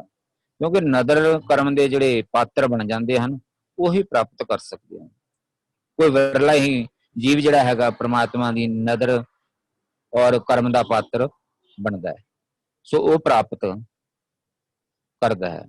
ਜਿਸ ਤੇ ਮਿਹਰ ਹੋ ਜਾਂਦੀ ਹੈ, ਵਡਿਆਈ, ਗੁਣਾਂ ਦੀ ਦਾਤ, ਪਰਉਪਕਾਰੀ ਜੀਵਨ, ਦਇਆ, ਧਰਮ, ਇਹ ਸਾਰੇ ਕਰਮ ਜਿਹੜੇ ਗੁਰੂ ਦੀ ਕਾਰ ਅਨੁਸਾਰ ਹੀ ਜੀਵ ਕਰਦਾ ਹੈ, ਤੇ ਕਰਦਿਆਂ ਹੀ ਇਹ ਜਿਹੜਾ ਨਦਰ ਤੇ ਕਰਮ ਦਾ ਪਾਤਰ ਬਣਦਾ ਹੈ। ਹਾਂਜੀ ਜੀ, ਧੰਨਵਾਦ ਇਕਬਾਲ ਵੀਰ ਜੀ, ਆਪ ਜੀ ਨੇ ਬਰੀਕੀਆਂ ਨਾਲ ਸਮਝਾਣਾ ਕੀਤਾ। ਅਸੀਂ ਧਿਆਨ ਦਈਏ ਨਾ, ਜ਼ਿਕਰ ਚੱਲ ਰਿਹਾ ਹੈ ਭਾਗ ਦਾ ਤੇ ਨਦਰ ਦਾ। ਅਸੀਂ ਅਗਰ ਧਿਆਨ ਦਈਏ ਕਿਸੇ ਸਫ਼ਰ ਤੇ ਅਸੀਂ ਜਾਣਾ ਹੋਏ, ਕਿਸੇ ਮੰਜ਼ਿਲ ਤੇ ਅਸੀਂ ਪਹੁੰਚਣਾ ਹੋਏ, ਤੇ ਉਹ ਮੰਜ਼ਿਲ ਤੇ ਪਹੁੰਚਣ ਤੋਂ ਪਹਿਲੇ ਬੜਾ ਲੰਬਾ ਪੈਂਡਾ ਸਾਨੂੰ ਤੈਅ ਕਰਨਾ ਪੈਂਦਾ ਹੈ। ਉਸ ਸਫ਼ਰ ਦੀ ਆਰੰਭਤਾ ਪਹਿਲੇ ਕਦਮ ਤੋਂ ਹੁੰਦੀ ਹੈ। ਇੱਕ ਇੱਕ ਕਦਮ ਪੱਟ ਕੇ, ਇੱਕ ਇੱਕ ਕਦਮ ਤੁਰ ਕੇ, ਨਾ ਜਾਣੇ ਕਿੰਨੇ ਸਮੇਂ ਬਾਅਦ ਅਸੀਂ ਮੰਜ਼ਿਲ ਨੂੰ ਪ੍ਰਾਪਤ ਕਰਦੇ ਹਾਂ। ਬਹੁਤ ਲੰਬਾ ਸਮਾਂ ਹੁੰਦਾ ਹੈ। ਜਦੋਂ ਮੰਜ਼ਿਲ ਤੇ ਪਹੁੰਚ ਜਾਂਦੇ ਹਾਂ, ਅਸੀਂ ਕਹਿੰਦੇ ਹਾਂ ਕਿ ਮੰਜ਼ਿਲ ਪ੍ਰਾਪਤ ਹੋ ਗਈ, ਲੇਕਿਨ ਮੰਜ਼ਿਲ ਪ੍ਰਾਪਤ ਕਰਨ ਤੋਂ ਪਹਿਲੇ ਘਾਲਣਾ ਬੜੀ ਵੱਡੀ ਹੁੰਦੀ ਹੈ, ਮਿਹਨਤ ਬੜੀ ਵੱਡੀ ਹੁੰਦੀ ਹੈ, ਸਫ਼ਰ ਬੜਾ ਵੱਡਾ ਹੁੰਦਾ ਹੈ। ਹੁਣ ਭਾਗ ਔਰ ਨਜ਼ਰ ਨੂੰ ਅਸੀਂ ਜੇਕਰ ਸਮਝਣਾ ਕਰੀਏ, ਜੇ ਇਹਨੂੰ ਮੰਜ਼ਿਲ ਸਮਝ ਲਈਏ, ਉਹ ਮੰਜ਼ਿਲ ਦੀ ਪ੍ਰਾਪਤੀ ਤੋਂ ਪਹਿਲੇ ਘਾਲਣਾ ਕਿੰਨੀ ਪਹਿਲੇ ਕੀਤੀ ਗਈ ਹੈ, ਤਾਂ ਮੰਜ਼ਿਲ ਪ੍ਰਾਪਤ ਹੋਈ ਹੈ। ਮੇਰੇ ਖਿਆਲ ਨਾਲ ਕੁਝ ਗੱਲ ਥੋੜੀ ਜਿਹੀ ਕਲੀਅਰ ਹੁੰਦੀ ਹੈ, ਕੁਝ ਗੱਲ ਸਮਝ ਵਿੱਚ ਆਉਂਦੀ ਹੈ। ਜੀ ਭੂਆ ਜੀ। ਹਾਂਜੀ। ਤਿੰਨ ਤਿੰਨ ਸੁਖ ਪਾਇਆ ਜੋ ਤੁਧ ਪਾਏ, ਪੂਰੇ ਭਾਗ ਗੁਰ ਸੇਵਾ ਲਾਏ। ਹੁਣ ਤਿੰਨ ਸੁਖ ਪਾਇਆ, ਇਹ ਮਨ ਕਦੋਂ ਸੁਖ ਪਾਉਂਦਾ ਹੈ? ਤਦ ਪਾਉਂਦਾ ਜਦੋਂ ਉਸਦੇ ਅੰਦਰ, ਮਨ ਦੇ ਅੰਦਰ ਪੂਰੀ ਤਰ੍ਹਾਂ ਭਿੱਜ ਜਾਂਦਾ ਹੈ। ਕਿਸ ਨਾਲ? ਉਹਦੀ ਸਿੱਖਿਆ ਦੇ ਨਾਲ, ਉਹਦੇ ਗੁਣਾਂ ਦੇ ਨਾਲ, ਉਹਦਾ ਕਨਸੈਪਟ ਟੋਟਲੀ ਇਨਟਿਊਨਡ ਹੋ ਜਾਂਦਾ ਹੈ। ਤਦ ਹੀ ਉਹ ਸੁਖ ਪਾਉਂਦਾ ਹੈ, ਕਿਉਂਕਿ ਸੁਖ ਇਕੁਅਲਸ ਟੂ ਵਰਚੂਸ, ਸੁਖ ਇਕੁਅਲਸ ਟੂ ਨੌਲੇਜ। ਜਦੋਂ ਮਨ ਭਿੱਜ ਗਿਆ, ਇਸਦਾ ਮਤਲਬ ਅਸੀਂ ਕਹਿ ਸਕਦੇ ਹਾਂ ਕਿ ਉਸਨੇ ਉਹ ਕੀਤਾ ਜੋ ਉਸਨੂੰ ਪਾਉਂਦਾ ਸੀ। We can connect ਸੁਖ to ਜੋ ਤੁਧ ਪਾਏ, ਕਿਉਂਕਿ ਮਨ ਨੇ ਪੂਰੀ ਤਰ੍ਹਾਂ ਭਿੱਜ ਗਿਆ ਉਸ ਇੱਕ ਦੇ ਗੁਣਾਂ ਦੇ ਵਿੱਚ, ਉਹਦੀ ਸਿੱਖਿਆ ਦੇ ਵਿੱਚ, ਟੋਟਲੀ ਇਨਟਿਊਨਡ ਹੋ ਗਿਆ ਜੋ ਉਸਨੂੰ ਪਾਉਂਦਾ ਸੀ। ਇਹ ਨਹੀਂ ਕਿ ਬਈ ਜੋ ਉਸਨੂੰ ਪਾਏਗਾ ਤਾਂ ਅਸੀਂ ਕਰਾਂਗੇ, ਨਹੀਂ। ਅਸੀਂ ਲੋਕਾਂ ਨੇ ਜਦੋਂ ਉਹਦੇ ਗੁਣਾਂ ਨੂੰ ਉਤਾਰ ਲਿੱਤਾ, ਉਹਦੀ ਸਿੱਖਿਆ ਨੂੰ ਉਤਾਰ ਲਿੱਤਾ, ਸਮਝ ਲਓ ਕਿ ਅਸੀਂ ਉਹ ਕਰ ਲਿੱਤਾ ਜੋ ਉਸਨੂੰ ਪਾਉਂਦਾ ਸੀ। ਔਰ ਅਸੀਂ ਕੀ ਬਣ ਗਏ? ਅਸੀਂ ਭਾਗੀਦਾਰ ਬਣ ਗਏ ਉਸਦੇ ਇੱਕ ਦੇ ਨਾਲ, ਭਿੱਜ ਗਿਆ ਔਰ ਭਾਗਾਂ ਵਾਲੇ ਬਣ ਗਿਆ, ਕਿਉਂਕਿ ਹੁਣ ਮਨ ਦੇ ਅੰਦਰ ਉਹ ਇੱਕ ਵਸ ਗਿਆ। ਹੁਣ ਉਸਨੇ ਸੇਵਾ ਲਾਈ। ਕਿਸ ਨੂੰ ਸੇਵਾ ਲਾਈ? ਸਾਰੇ ਸਰੀਰ ਨੂੰ, ਸਾਰੇ ਅੰਗਾਂ ਨੂੰ, ਸਾਰੇ ਇੰਦਰੀਆਂ ਨੂੰ। ਫਿਰ ਉਹੀ ਜਿਹੜਾ ਇੱਕ ਹੈ, ਉਸਦੇ ਹੱਥ ਹੈ ਸਭ, ਤੇਰੇ ਹੱਥ ਹੈ ਸਭ ਵਡਿਆਈ, ਕਿਉਂਕਿ ਇੱਕ ਦਾ ਰਾਜ ਹੋ ਗਿਆ, ਹਉਮੈ ਨਿਕਲ ਗਿਆ, ਇੱਕ ਦਾ ਰਾਜ ਹੋ ਗਿਆ ਮਨ ਦੇ ਵਿੱਚ, ਭਿੱਜ ਗਿਆ ਇੱਕ ਦੇ ਅੰਦਰ ਮਨ, ਔਰ ਉਸੀ ਦੇ ਅੰਦਰ ਕਹਿੰਦੇ ਪੂਰੀ ਸ੍ਰਿਸ਼ਟੀ ਟਿਊਨਡ ਹੋ ਗਈ। ਇਹ ਉਹਦੀ ਵਡਿਆਈ ਹੈਗੀ ਹੈ। ਤੇ ਜਿਸ ਦੇਵੇ ਸੋ ਪਾਏਦਾ, ਫਿਰ ਉਹ ਮਨ ਜਿਹੜਾ ਇੱਕ ਦੇ ਨਾਲ ਟਿਊਨਡ ਹੈ, ਤੇ ਜਿਨ ਜਿਨ ਆਪਣੇ ਅੰਗਾਂ ਨੂੰ, ਸਰੀਰਾਂ ਨੂੰ, ਆਪਣੇ ਇੰਦਰੀਆਂ ਨੂੰ ਦਿੰਦਾ, ਸਾਰੇ ਉਸਨੂੰ ਪਾ ਲੈਂਦੇ। ਹਾਂਜੀ, ਥੈਂਕ ਯੂ ਭੂਆ ਜੀ, ਧੰਨਵਾਦ ਆਪ ਜੀ ਦਾ। ਬਿਲਕੁਲ ਆਪ ਜੀ ਵੀ ਬਰੀਕੀ ਨਾਲ ਸਮਝਾਣਾ ਕਰ ਰਹੇ ਹੋ। ਆਓ ਹਜੇ ਸਮਾਂ ਹੈ, ਆਓ ਇੱਕ ਪਦੇ ਦਾ ਪਾਠ ਹੋਰ ਕਰ ਲਈਏ। ਅੰਦਰ ਪ੍ਰਗਾਸ ਗੁਰੂ ਤੇ ਪਾਏ, ਨਾਮ ਪਦਾਰਥ ਮਨ ਵਸਾਏ। ਗਿਆਨ ਰਤਨ ਸਦਾ ਘਟ ਚਾਨਣ, ਅਗਿਆਨ ਅੰਧੇਰ ਗਵਾਏਂਦਾ। ਅੰਦਰ ਪ੍ਰਗਾਸ ਗੁਰੂ ਤੇ ਪਾਏ, ਜੇ ਸੋ ਚੰਦਾ ਉਗਵੇ ਸੂਰਜ ਚੜੇ ਹਜ਼ਾਰ। ਏਤੇ ਚਾਨਣ ਹੋਂਦਿਆਂ ਗੁਰ ਬਿਨ ਘੋਰ ਅੰਧਾਰ। ਬਾਹਰ ਦੇ ਚਾਨਣ, ਬਾਹਰ ਦੇ ਪ੍ਰਕਾਸ਼ ਅਸੀਂ ਬਹੁਤ ਕਰ ਲੈਂਦੇ ਹਾਂ, ਖੁਸ਼ੀ ਦਾ ਪ੍ਰਤੀਕ ਹੈ। ਅਸੀਂ ਖੁਸ਼ ਹੁੰਦੇ ਹਾਂ ਤੇ ਬਾਹਰ ਬਹੁਤ ਚਾਨਣ ਕਰਦੇ ਹਾਂ। ਔਰ ਗੁਰੂ ਸਾਹਿਬ ਕਹਿ ਰਹੇ ਨੇ, ਬਾਹਰ ਜਿੰਨੀ ਮਰਜ਼ੀ ਤੂੰ ਚਾਨਣ ਕਰ ਲੈ, ਜੇ ਗੁਰੂ ਦੀ ਸਿੱਖਿਆ ਅੰਦਰ ਨਹੀਂ ਵਸੀ, ਗੁਰ ਬਿਨ ਘੋਰ ਅੰਧਾਰ। ਅੰਦਰ ਪ੍ਰਗਾਸ ਗੁਰੂ ਤੇ ਪਾਏ, ਕਹਿੰਦੇ ਨੇ ਅੰਦਰ ਦਾ ਚਾਨਣਾ, ਗਿਆਨ ਦਾ ਚਾਨਣਾ ਗੁਰੂ ਦੇ ਕੋਲੋਂ ਪ੍ਰਾਪਤ ਹੁੰਦਾ। ਅਗਿਆਨਤਾ ਅੰਧੇਰਾ ਹੈ, ਗਿਆਨ ਚਾਨਣ ਹੈ। ਅਸੀਂ ਜਦੋਂ ਤੱਕ ਗੁਰੂ ਦੇ ਨਿਕਟ ਨਹੀਂ ਆਉਂਦੇ, ਗੁਰੂ ਦੇ ਕੋਲੋਂ ਜਦੋਂ ਤੱਕ ਅਸੀਂ ਗਿਆਨ ਨਹੀਂ ਹਾਸਲ ਕਰਦੇ, ਤਦ ਤੱਕ ਅਸੀਂ ਅੰਧੇਰੇ ਵਿੱਚ ਭਟਕਦੇ ਰਹਿੰਦੇ ਹਾਂ। ਤਦ ਤੱਕ ਅਸੀਂ ਠੋਕਰਾਂ ਖਾਂਦੇ ਰਹਿੰਦੇ ਹੈਗੇ ਹਾਂ। ਤਦ ਤੱਕ ਅਸੀਂ ਵਹਿਮ ਭਰਮ ਭੁਲੇਖੇ ਕਰਦੇ ਰਹਿੰਦੇ ਹਾਂ। ਤਦ ਤੱਕ ਕਿਧਰੇ ਨਾ ਕਿਧਰੇ ਅਸੀਂ ਭਟਕ ਜਾਂਦੇ ਹਾਂ। ਭਾਵੇਂ ਬਾਰ-ਬਾਰ ਜ਼ਿਕਰ ਹੁੰਦਾ, ਭਾਵੇਂ ਅਸੀਂ ਗਿਣਤੀ ਦੇ ਪਾਠ ਕਹਿ ਲਈਏ, ਰਟਨ ਕਰਨਾ ਕਹਿ ਲਈਏ, ਭਾਵੇਂ ਅਸੀਂ ਗਿਣ ਕੇ ਗੁਰਦੁਆਰੇ ਜਾਣਾ ਕਹਿ ਲਈਏ, ਅੰਦਰ ਸੱਚ ਦਾ ਵਾਸਾ ਨਹੀਂ ਹੋਇਆ, ਤਈਓ ਇਹ ਭੁਲੇਖਾ ਆਉਂਦਾ। ਭਾਵੇਂ ਚਰਨ ਧੂੜ ਕਹਿ ਲਈਏ, ਭਾਵੇਂ ਜੋੜਿਆਂ ਜੁਰਾਬਾਂ ਦੇ ਝਗੜੇ ਕਹਿ ਲਈਏ, ਭਾਵੇਂ ਦੁੱਧ ਨਾਲ ਥੜੇ ਧੋਣ ਦਾ ਜ਼ਿਕਰ ਕਰ ਲਈਏ, ਇਸ ਤਰ੍ਹਾਂ ਦੇ ਭੁਲੇਖੇ ਪੈਂਦੇ ਹੀ ਰਹਿਣਗੇ। ਇਸ ਤਰ੍ਹਾਂ ਦੇ ਭੁਲੇਖਿਆਂ ਵਿੱਚ ਅਸੀਂ ਪਏ ਰਵਾਂਗੇ। ਅੰਦਰ ਪ੍ਰਗਾਸ ਗੁਰੂ ਤੇ ਪਾਏ, ਨਾਮ ਪਦਾਰਥ ਮਨ ਵਸਾਏ। ਨਾਮ ਪਦਾਰਥ, ਨਾਮ ਰੂਪ ਅਮੋਲਕ ਵਸਤ। ਕਹਿੰਦੇ ਜਦੋਂ ਗੁਰੂ ਦੀ ਸ਼ਰਨ ਵਿੱਚ ਆਏਗਾ ਤਾਂ ਮਨ ਵਿੱਚ ਵਸੇਗਾ। ਗੁਰੂ ਦੀ ਗੱਲ ਨੂੰ ਮੰਨਿਆ ਮਨ ਵਿੱਚ ਵਸਦਾ ਹੈ ਕਿ ਗਿਆਨ ਰੂਪ ਰਤਨ ਨਾਮ ਪਦਾਰਥ ਮਨ ਵਸਾਏ। ਗਿਆਨ ਰਤਨ ਸਦਾ ਘਟ ਚਾਨਣ, ਅਗਿਆਨ ਅੰਧੇਰ ਗਵਾਏਂਦਾ। ਗਿਆਨ ਰਤਨ, ਰਤਨ ਸਾਨੂੰ ਬਹੁਤ ਸਮਝ ਆਉਂਦੇ ਹਨ। ਦੁਨਿਆਵੀ ਰਤਨਾਂ ਦੀ ਅਸੀਂ ਬਹੁਤ ਸੰਭਾਲਣਾ ਕਰਦੇ ਹਾਂ। ਮੱਤ ਵਿੱਚ ਰਤਨ ਜਵਾਹਰ ਮਾਣਿਕ, ਮੱਤ ਦੇ ਵਿੱਚ ਹੁਣ ਅਸੀਂ ਡਾਕਟਰਾਂ ਨੇ ਸਾਡੇ ਬ੍ਰੇਨ ਦੇ ਬੜੇ ਆਪਰੇਸ਼ਨ ਕਰ ਲਏ ਵਾਸਤੇ, ਲੇਕਿਨ ਅੱਜ ਤੱਕ ਉਹਨਾਂ ਨੇ ਰਤਨ ਨਹੀਂ ਕੱਢੇ ਹੋਣਗੇ ਕਿ ਕਿਸੇ ਦੇ ਦਿਮਾਗ ਵਿੱਚੋਂ ਹੀਰੇ ਜਵਾਹਰਾਤ ਰਤਨ ਨਿਕਲੇ ਹੋਣ। ਪਰ ਗੁਰੂ ਸਾਹਿਬ ਕਹਿ ਰਹੇ ਨੇ ਮੱਤ ਵਿੱਚ ਰਤਨ ਜਵਾਹਰ ਮਾਣਿਕ। ਪਰ ਕਿਹੜੇ ਰਤਨਾ, ਕਿਹੜੇ ਜਵਾਹਰਾਂ, ਕਿਹੜੇ ਮਾਣਿਕਾਂ ਦਾ ਜ਼ਿਕਰ ਕਰ ਰਹੇ ਹੈਗੇ? ਗੁਰੂ ਦੀ ਸਿੱਖਿਆ ਤੋਂ ਪ੍ਰਾਪਤ ਹੋਏ ਜਿਹੜੇ ਗੁਣ ਪ੍ਰਾਪਤ ਹੁੰਦੇ ਹਨ, ਗੁਰੂ ਸਾਹਿਬ ਉਨ ਮਾਣਿਕਾਂ ਦੇ ਉਨ ਰਤਨਾਂ ਦਾ ਜ਼ਿਕਰ ਕਰ ਰਹੇ ਹਨ। ਗਿਆਨ ਰਤਨ ਸਦਾ ਘਟ ਚਾਨਣ, ਕਹਿੰਦੇ ਨੇ ਗਿਆਨ ਰਤਨ ਨੂੰ ਹਿਰਦੇ ਵਿੱਚ ਵਸਾਇਆ, ਫਿਰ ਘਟ ਵਿੱਚ ਚਾਨਣ ਰਹਿੰਦਾ ਹੈ। ਚਾਨਣ ਤੋਂ ਕੀ ਭਾਵੇਂ? ਗਿਆਨ ਦਾ ਚਾਨਣ ਰਹਿੰਦਾ ਹੈ, ਫਿਰ ਮਨੁੱਖ ਭੁਲੇਖੇ ਵਿੱਚ ਨਹੀਂ ਪੈਂਦਾ। ਅਕਸਰ ਅਸੀਂ ਦੁਬਿਧਾ ਵਿੱਚ ਰਹਿੰਦੇ ਹਾਂ, ਇਹ ਕੰਮ ਕਰਾਂ ਜਾਂ ਨਾ ਕਰਾਂ। ਮਨ ਦੇ ਵਿੱਚ ਸੱਚ ਦਾ ਵਾਸਾ ਜਦੋਂ ਤੱਕ ਨਹੀਂ ਹੁੰਦਾ ਤਦ ਤੱਕ ਦੁਬਿਧਾ ਮਨ ਵਿੱਚ ਬਣੀ ਰਹਿੰਦੀ ਹੈ। ਸੰਸਾਰ ਨੂੰ ਤੱਕਦੇ ਆ, ਸਾਰਾ ਸੰਸਾਰ ਵਰਤ ਰੱਖ ਰਿਹਾ, ਅਸੀਂ ਵੀ ਕਹਿੰਦੇ ਹਾਂ ਚਲੋ ਰੱਖ ਹੀ ਲਈਏ, ਕਿਧਰੇ ਮੈਂ ਨਾ ਪਿੱਛੇ ਰਹਿ ਜਾਵਾਂ। ਜਿਹੜੇ ਸੰਸਾਰ ਮਨਮਤ ਦੇ ਕਰਮ ਕਰ ਰਿਹਾ ਹੁੰਦਾ ਹੈ, ਅਸੀਂ ਵੀ ਦੌੜ ਕੇ ਉਹ ਕਰਮ ਕਰਨ ਲੱਗ ਪੈਂਦੇ ਆ। ਕਿਸੇ ਨੂੰ ਚਰਨ ਧੂੜੀ ਇਕੱਠੀ ਕਰਕੇ ਲਿਜਾਂਦੇ ਤੱਕਦੇ ਆ, ਅਸੀਂ ਵੀ ਪੈਕੇਟ ਬਣਾ ਕੇ ਘਰ ਲੈ ਜਾਂਦੇ ਆ, ਮਤੋਂ ਮੈਂ ਕਿਧਰੇ ਵਾਂਝਾ ਨਾ ਰਹਿ ਜਾਵਾਂ। ਕਿਸੇ ਨੂੰ ਕੁੱਲੇ ਭਰਦੇ ਤੱਕਦੇ ਆ, ਪੈਰ ਧੋਂਦੇ ਸਥਾਨ ਤੋਂ ਅਸੀਂ ਵੀ ਭਰਨ ਲੱਗ ਪੈਂਦੇ ਆ, ਕਿਧਰੇ ਮੈਂ ਨਾ ਕਿਧਰੇ ਭਾਗਾਂ ਤੋਂ ਪਿੱਛੇ ਰਹਿ ਜਾਵਾਂ। ਗੁਰੂ ਸਾਹਿਬ ਕਹਿ ਰਹੇ ਗਿਆਨ ਰਤਨ ਸਦਾ ਘਟ ਚਾਨਣ, ਜਿਹਦੇ ਹਿਰਦੇ ਵਿੱਚ ਚਾਨਣ ਹੋ ਜਾਏ ਨਾ, ਫਿਰ ਉਹ ਅੰਧੇਰੇ ਦੀ ਠੋਕਰਾਂ ਉਹਦੀਆਂ ਮੁੱਕ ਜਾਂਦੀਆਂ। ਅਗਰ ਅਜੇ ਵੀ ਠੋਕਰਾਂ ਖਾ ਰਿਹਾ ਤੇ ਇਹਦਾ ਮਤਲਬ ਜੇ ਘਟ ਵਿੱਚ ਚਾਨਣ ਨਹੀਂ ਆਇਆ, ਅਜੇ ਵੀ ਭੁਲੇਖਾ ਹੈ, ਅਜੇ ਵੀ ਭਰਮ ਹੈ, ਤੇ ਅਜੇ ਚਾਨਣ ਨਹੀਂ ਹੋਇਆ। ਗੁਰੂ ਦੇ ਕੋਲ ਬੈਠੀਏ, ਗੁਰੂ ਨੂੰ ਪੁੱਛੀਏ। ਗੁਰੂ ਸੱਚ ਦਾ ਗਿਆਨ ਦੇ ਰਹੇ ਹਨ, ਗੁਰੂ ਸੱਚ ਸਮਝਾ ਰਹੇ ਹਨ। ਦੇਖੋ ਅਸੀਂ ਧਿਆਨ ਦੇਣ ਦੀ ਲੋੜ ਹੈ। ਬਾਰ ਭਰਮਾਂ ਦੀ, ਭੁਲੇਖਿਆਂ ਦਾ ਜ਼ਿਕਰ ਹੁੰਦਾ ਹੈ ਬਾਰ ਕਿਉਂ ਗੁਰੂ ਸਾਹਿਬ ਇਹ ਬੰਧਨ ਖੋਲ ਰਹੇ ਹਨ? ਇਹ ਬੰਧਨ ਉਹ ਬੰਧਨ ਹਨ ਜਿਹੜੇ ਸਾਨੂੰ ਸੱਚ ਦੇ ਨਾਲ ਮਿਲਣ ਨਹੀਂ ਦੇ ਰਹੇ, ਜਿਹੜੇ ਉਸ ਪਰਮਾਤਮਾ ਨਾਲ ਸਾਂਝ ਨਹੀਂ ਬੰਨਣ ਦੇ ਰਹੇ। ਇਹ ਉਹ ਫਾਈਆਂ ਹਨ, ਕੁਝ ਜਾਣੇ ਕੁਝ ਅਣਜਾਣੇ ਅਸੀਂ ਆਪਣੇ ਮਨ ਤੇ ਪਾ ਲਈਆਂ, ਜਿਹੜੇ ਜਿਨ ਫਾਈਆਂ ਨੇ ਸਾਡੇ ਮਨ ਦੇ ਸਫ਼ਰ ਨੂੰ ਬੰਨ ਕੇ ਰੱਖਿਆ ਹੋਇਆ ਹੈ। ਸਾਡੇ ਮਨ ਦਾ ਸਫ਼ਰ ਹੋਣ ਨਹੀਂ ਦੇ ਰਹੀਆਂ ਇਹ ਫਾਈਆਂ, ਤੇ ਗੁਰੂ ਉਹ ਫਾਈਆਂ ਕੱਟ ਰਿਹਾ ਸਾਡੀ। ਗੁਰੂ ਸਾਡੇ ਬੰਧਨ ਕੱਟ ਰਹੇ ਹਨ। ਗਿਆਨ ਰਤਨ ਦੇਖ ਕੇ ਸਾਡੇ ਬੰਧਨ ਕੱਟਦੇ ਪਏ। ਗਿਆਨ ਰਤਨ ਸਦਾ ਘਟ ਚਾਨਣ, ਅਗਿਆਨ ਅੰਧੇਰ ਗਵਾਏਂਦਾ। ਗੁਰੂ ਦਾ ਗਿਆਨ ਦਾ ਰਤਨ ਅਗਿਆਨਤਾ ਦਾ ਅੰਧੇਰਾ ਕੱਟ ਦਿੰਦਾ ਹੈ, ਸਾਡੇ ਭਰਮ ਕੱਟ ਦਿੰਦੇ ਹਨ।